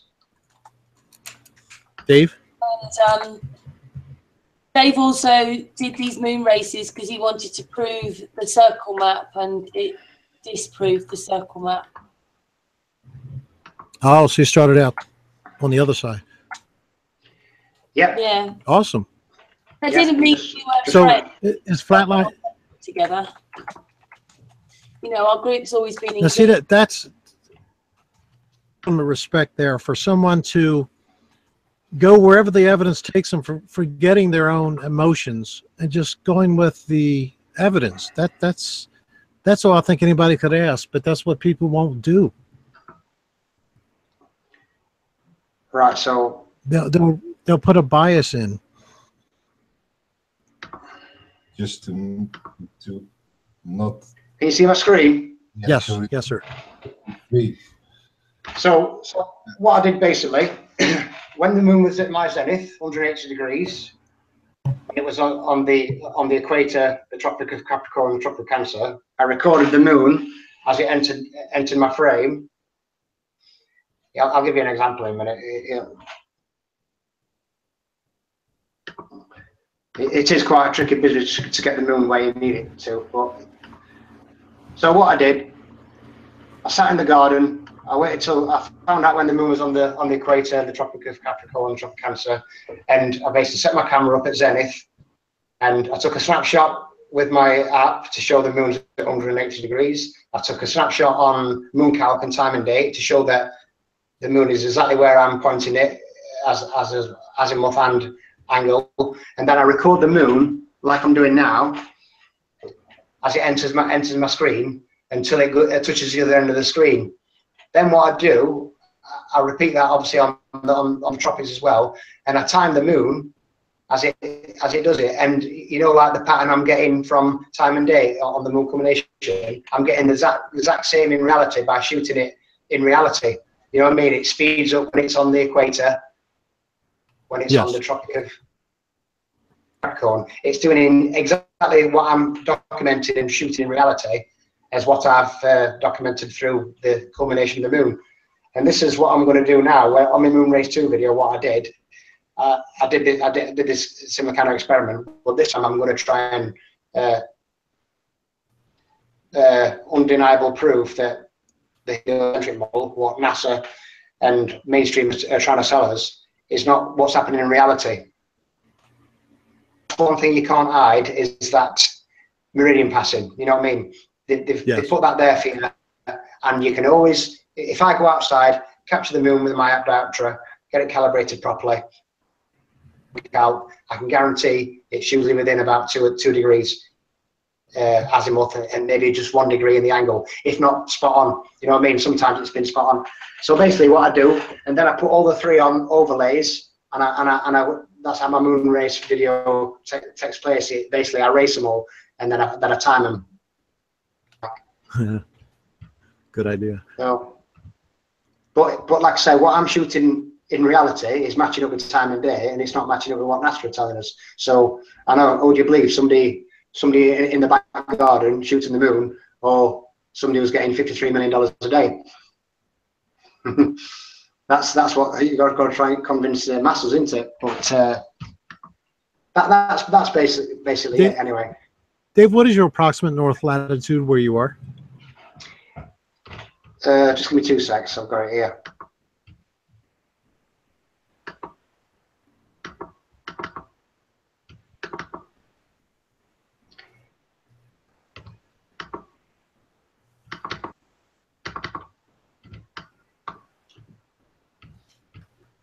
You're going to be showing us It's, something. it's 53 degrees north. Wow. I'm just doing some back of the envelope math. So when it's over the Tropic of Capricorn, let's see if I'm doing this right. You're 76 degrees away from it. I mean, it should be. Do you find it extremely low in the sky? Yeah, when it's on, I've got all the readings here because I've been shooting the moon. When it's on the Tropic of, let me just go into. I've got all the readings here. Let me just go and find them. So when the moon's on the Tropic of Cancer,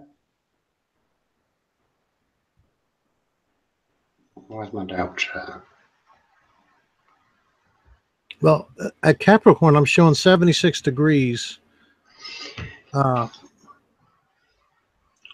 here we go. So difference from where you are. Well, maybe that's not the way to do it. Yeah, you're 53 degrees north, so you add 23 degrees. It's 76. So it should be only 13 degrees above the horizon. I'll tell you how much it is on when it's on Capricorn. It's 15.1. 15.1. Yeah. Wow, 15.1. That's really low. Zenith. That's when it's on Capricorn. When it's on the equator, it's at 39 degrees angle. And when it's on the Tropic of Cancer, it's way up at 56.1. Let me see if that just adds up.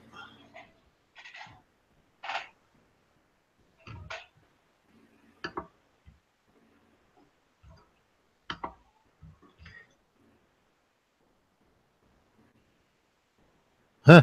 The only one that's weird is going from Capricorn to the equator is 23 degrees roughly higher in the sky, which you would expect. But then going from the equator to Cancer, it's only 17 degrees roughly difference. Yeah. Also, I took snapshots on when I took my own readings. I always take snapshots on time and date and moon count, to compare mine. So what I could tell you as well is, I could tell you the actual readings. Okay. I mean, like I said, just back of the envelope. It's not. It should be 6 degrees higher in your sky than it is. Yeah. So in according to mainstream, that when it was on the Tropic of Cancer, 55.33 elevation angle from my perspective, from my place at Ripley. Then when it was on the equator, it was 39.25. And then when it was on the Tropic of Capricorn, it was at 09. Pretty accurate, right? And that's from moon calc, which is exactly the same as time of day. The last one, the last one from moon calc was the elevation angle was 15.49 degrees. I didn't quite catch it on its zenith. I could go to 162 degrees a day for the simple reason I had to go to work, and I actually made myself 10 minutes late for work just to try and catch it closer to 180. But the other two observations were absolutely spot on. Right. The only one I missed, I think, was it 56.1 was the Tropic of Cancer? Yes. Yeah. Okay. It's always high on Cancer. Yeah. Gotcha. Thank you, Dave. Maybe I could just show Rich, the actual moon race itself. Yeah. What Did you actually film it? I've made a video. Okay. And that's on your your Facebook, right? Yeah, go ahead. Go on, Dave. Show Mr. Thrive and Survive. Yeah, now, is flatline one word or 2 words? 2 words. Okay, thank you. Can't see it yet, Dave. Can you see it now? It's loading, I think. Yes. Can you see it? Yeah, it looks like waiting for you to push play.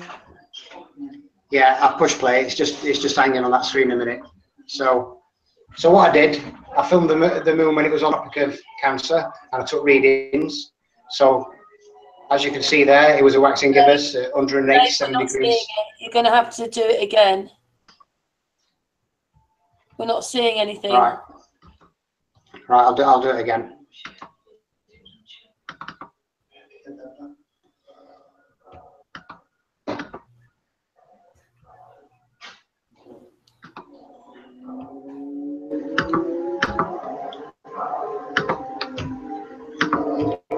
Right, so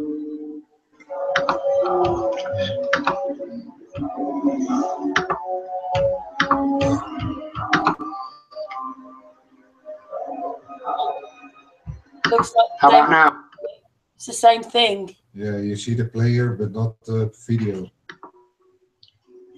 You have to do the other window, I think. Oh, how did we do it before? Yeah, it's, I don't know, it's like goes into a separate application or something. Can't you just get the link off YouTube and play it?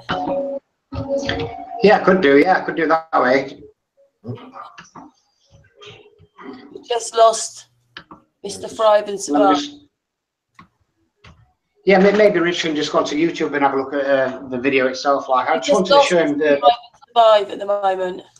Oh, have we? Well, like I say, I was going to show him the actual moon race bit, how the it actually speeds up on the equator. You know, like instead of just showing one at a time. If you see all three of them going, then you get an idea that what I'm actually documenting actually what's actually happening. You know what I mean? It's not just like a one-off thingy as well. But interestingly, what I did in preparation for Moon Race 3, because I'd filmed them from the Tropic of Cancer to the equator to the Tropic of Capricorn. This time I started from the Tropic of Capricorn and come backwards. You know, to try and show that, you know what, even though the moon doesn't speed up when it comes back from Capricorn to Cancer, that this is what's happening in reality as well. From the 360 guys to actually use the 360 stuff to analyze cycle speeds, for example, for what you can record about. Yeah, I love one of them cameras. I was checking them out, but until I've come back from the conference, I can't afford to do anything really. All hands on board. But what I will say, series, is I've doubled my money on Coinbase. Oh yeah. Yeah, Litecoin's gone through the roof, and I've actually doubled my money on it as well. So I'm happy with that. Cool. Yeah, it says I'm still presenting the screen. Am I still presenting, or? Yeah, shall we take it off, or do you want us to see if you can bring it up as from YouTube? I could do, but Richard's not here, is he? Yeah. No, hopefully he's coming back. He might have just lost the connection. Yeah. Yeah, he said that sometimes that happens. I don't think. Yes.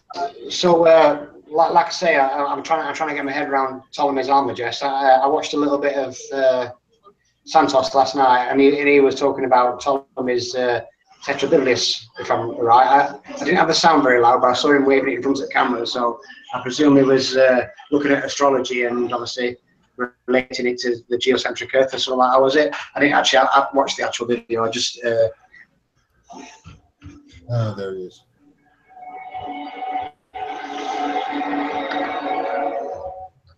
Right, so You're back. You're back. Yes, I locked up. Sorry about that. That's okay. These things happen, don't they, on the internet? At least it wasn't a power outage like I feared today. Dave, are you going to so video or just? Yeah. The last thing I saw was I saw the insert where you needed to push play on a black screen, and that was it. Yeah, for some reason it wouldn't let me play it. Oh, okay, no problem. So I've got it up now anyway, so what I'm going to do, I'm just going to play it in a small window. Change the quality. Yeah, it's on 360 quality. That'll have to do because I don't think I'll be able to stream it, to tell you the truth.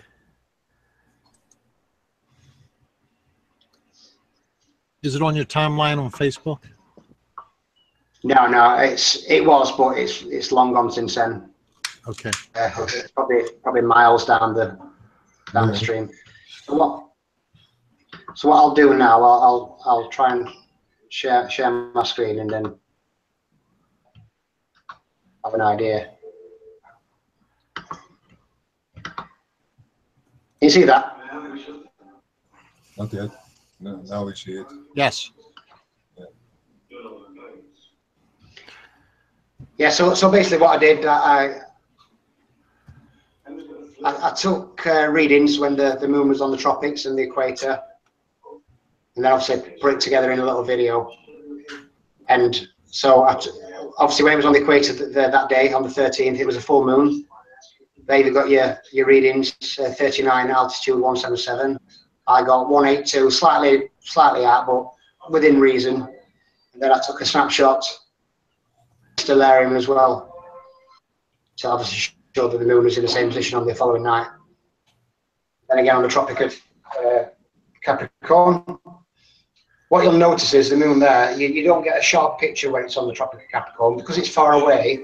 The actual radius of the shrinks as well. So, you know, like when it's on the Tropic of Cancer to when it's on the Tropic of Capricorn, the moon actually shrinks in size. So it is slightly smaller, which is quite interesting, which I already obviously recognised when I actually made the video. But I'll give you an idea. That shouldn't happen either. Yeah, like I say, it does. So what I did then, I basically overlaid them. This is all at ×4, and obviously the moon when it was on the equator, which is a big picture, and the tropics are on the left and the right. And basically just yeah, you will do because the other one's an half moon. You see, I didn't start it till I overlaid the moons to make sure the moon was in the right position. You know what I mean? Yeah. So on the first moon race video, I used the actual tips of the actual crescent moon as a starter point. But actually overlaid the moons so because I had a full moon, you see, on the equator, I could overlay them and get them in the right position either side. Because obviously, when they're on the tropics, they're on either side of the full moon, so I could actually line them up with each edge of the actual moon, if you know what I mean. So I've got them in the perfect position for actually starting the moon race. It's amazing you thought to do this. Yeah, like I say, it's just, you know what I mean, just how it come about is I had a big debate with Darren Nesbitt, and I says, what I'll do then, I'll record the moon when it's on the tropics and the equator to see if they are speeding up, you know what I mean, on the circle map. At the time, I thought, well, surely they need to speed up as they got southern declination. But as you'll see from the times, the moon on the equator travels a lot quicker. Yeah, I was going to say, it's winning easily. Yeah. It started drifting up a little bit there on Capricorn because I was in a bit of a rush, like I say, I was doing it quickly, so I had to go to work. But you still get the idea. It looks like Capricorn is the slowest. Yeah, but you have to take into consideration if you see the size difference. If I just go back a fraction, yeah, that's true. Yes. I think it does add a little bit of time to it, say true, because in reality they're roughly about the same speed. So if you look at the size of the Cancer one to the Capricorn, it's shrunk, and that's at the exact same zoom. Optical times 50 zoom. They all are at the exact same position in the exact same zoom. Yeah, it's a little bit blurry even. Yeah, it will be. It's only in 360 quality light. Now let's assume there's no reflection or anything. We're seeing the moon directly. Wouldn't that suggest that for it to come back faster on the equator, that we are wider at the equator than at the tropic lines? Well, you would think that, but remember, when it comes back from the Tropic of Capricorn to Cancer, there's no change in relevant speed. You know what I mean? That's what's strange. It only speeds up when it's leaving the Tropic of Cancer to the equator, and then it slows down, but then it stays at that relative same speed. Yeah, and that's what, in the Moon Race 3 video, I'm going to try and show that all three of them are at the relative same speed. Like I say, I've shot all three, but I weren't happy with the one I caught because I had to do it in the daytime. And then what I did, I just put my hypothesis of why I think what I think's happening from my perspective, like. So I started digging into the ether a little bit, and basically said there that if you haven't noticed, Rich, Dave is our resident expert on the moon movement. So there I caught one in the north, and that the bottom one's from Paul Corfu in the south. Both time lapses, one facing north, one facing south. Then what I did, I captured the moon during star trails. A couple of these are mine, but this one's not mine, this first one. But as you can see, when the moon's high in the Tropic of Cancer, it circles the northern vortex. When it's in between the celestial equator, it'll travel in a straight line because it's on that straight path. And then when it's got southern declination, what you'll do, you'll get that arch because it's on the southern vortex.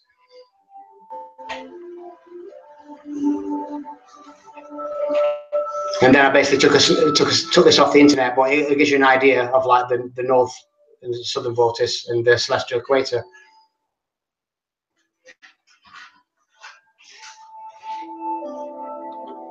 And that's basically it, really. I just talk about at the end about the time and date. I went to time and date, like, but that's basically the video.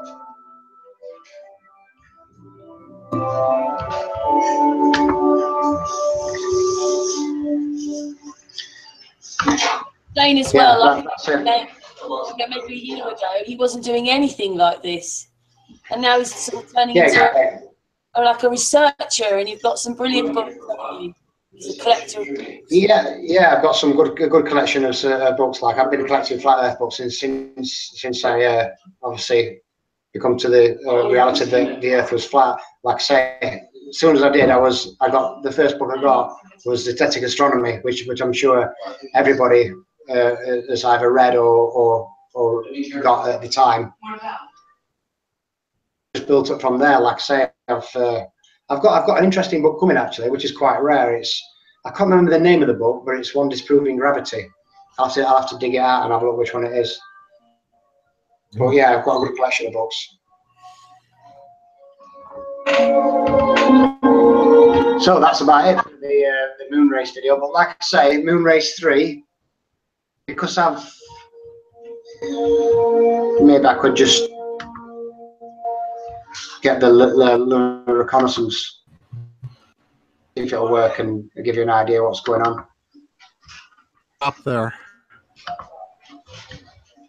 So the last thing I saw, can you hear me, David? Yeah, I can hear you. Okay. Last thing I saw was you had a picture up with the star trails. And then I lost internet.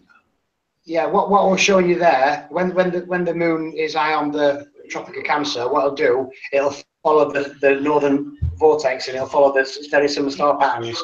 But when you catch the moon on the equator, it'll basically follow that straight line at the celestial equator. And then when it's on the Tropic of Capricorn, you'll get that arch as if it's rotating away from you on the southern vortex. Really? So it follows like the star trails. Yeah, do you want me to get back up and show you what? Please. Shall I get that bit back up for you? Yes, that tells me it's in a fluid. Yeah, that's why I've related it to the electromagnetic ether light. I'll just get it up. Wow, that's deep. So, are you enjoying the hangout then, Mr. Thrive and Survive? This is my cup of tea right here. Yeah, I'm just getting the video up now. Sometimes what I enjoy, real work that people are doing and willing to take it wherever the evidence takes you. In that sense, the only thing we have to do is actually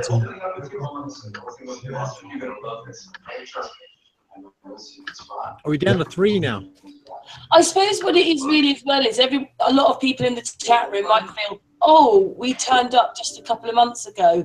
We didn't. We've been doing this for months together. It's just that we only became public a few months ago.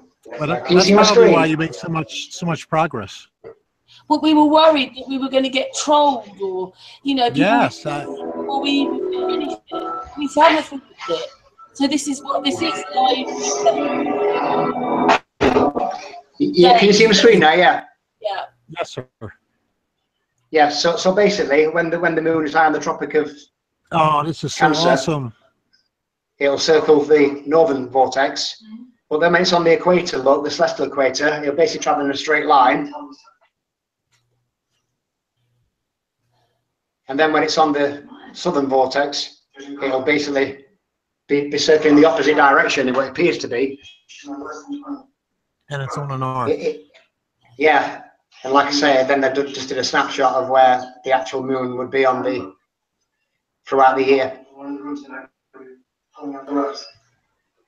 This confirmation was being forced to work as a prostitute. I didn't think it was revenge. Yeah, and all they did there were just a little comment to say that. So when the moon is on the celestial equator in the north around the Tropic of Cancer, it is circling the northern vortex. Sorry, when the moon is on the when the moon passes the celestial equator, it will pick up on the ethereal currents on the opposing vortex. So basically, Right. some magnetic force is forcing it, and as it's circling anti-clockwise in the north, as it's been forced into its southern declination, as it crosses that celestial equator, it's picked up on the opposing vortex and it's been rotated the other way, if that makes sense. It tells me that it's, I mean, if it's, let's say, a thick fluid, wherever it is in the fluid, it's just going to follow like the stars do. Yeah, exactly. That's what it does. You can shoot it. You can shoot it every night of the week. Like I say, it'll follow when it's really high on the Tropic of Cancer. It'll follow the stars pattern. You know what I mean? The closer it can get to that center, the tighter that circle gets, and it's same. Then when it gets southern declination to the equator, it'll basically travel in a straight line. You can record it every night on the equator, and it'll be traveling in a straight line. And then when it's on Capricorn, you'll notice it's as if it's circling away from you plotwise. You know what I mean? As of like the in these videos, is it Facebook or YouTube or you? This is on my YouTube channel, yeah. Dave What is Marsh. your YouTube channel? Dave It's Marsh. just David Marsh. So I did a time lapse of Polaris, yeah, exactly in the south. Paul Kofo did one there, and as you can see, his is rotating one way, mine's rotating the other way. You know what I mean?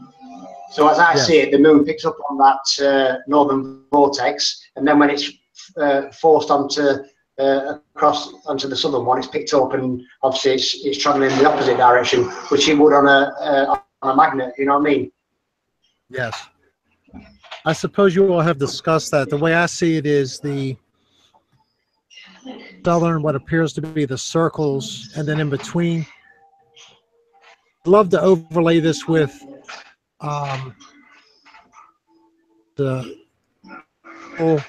not too far up, but about mid-level atmospheric high and low pressure systems.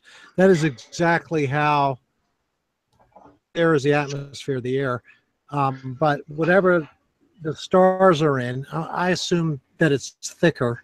But it does the exact same thing. If I was to overlay what happens in the upper atmosphere with weather and with the stars, I think it will match so close that everybody would be able to see that it's the same thing. Yeah.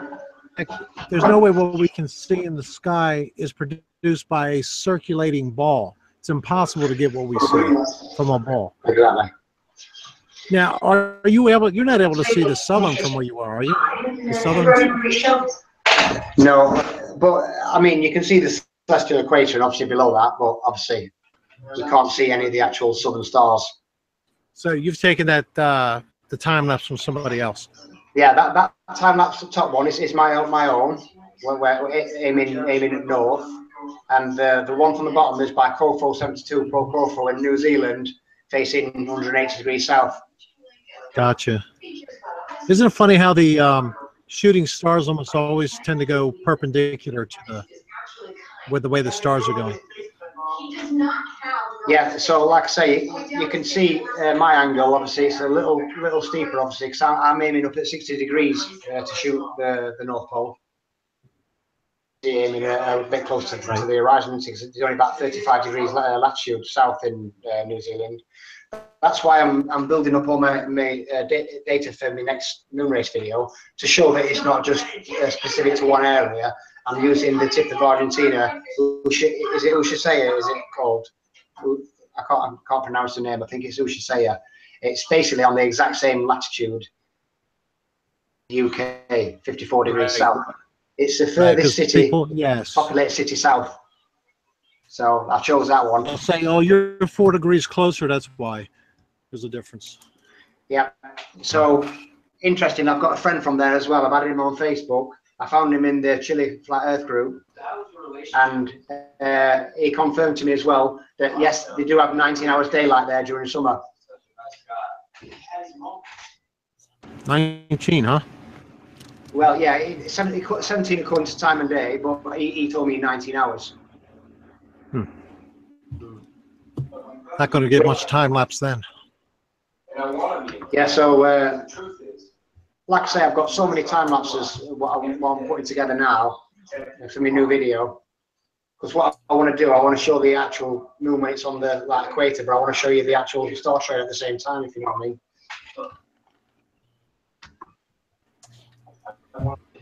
Anyway, kind of been going now for 2.5 hours. Do you think that's long enough for this hangout?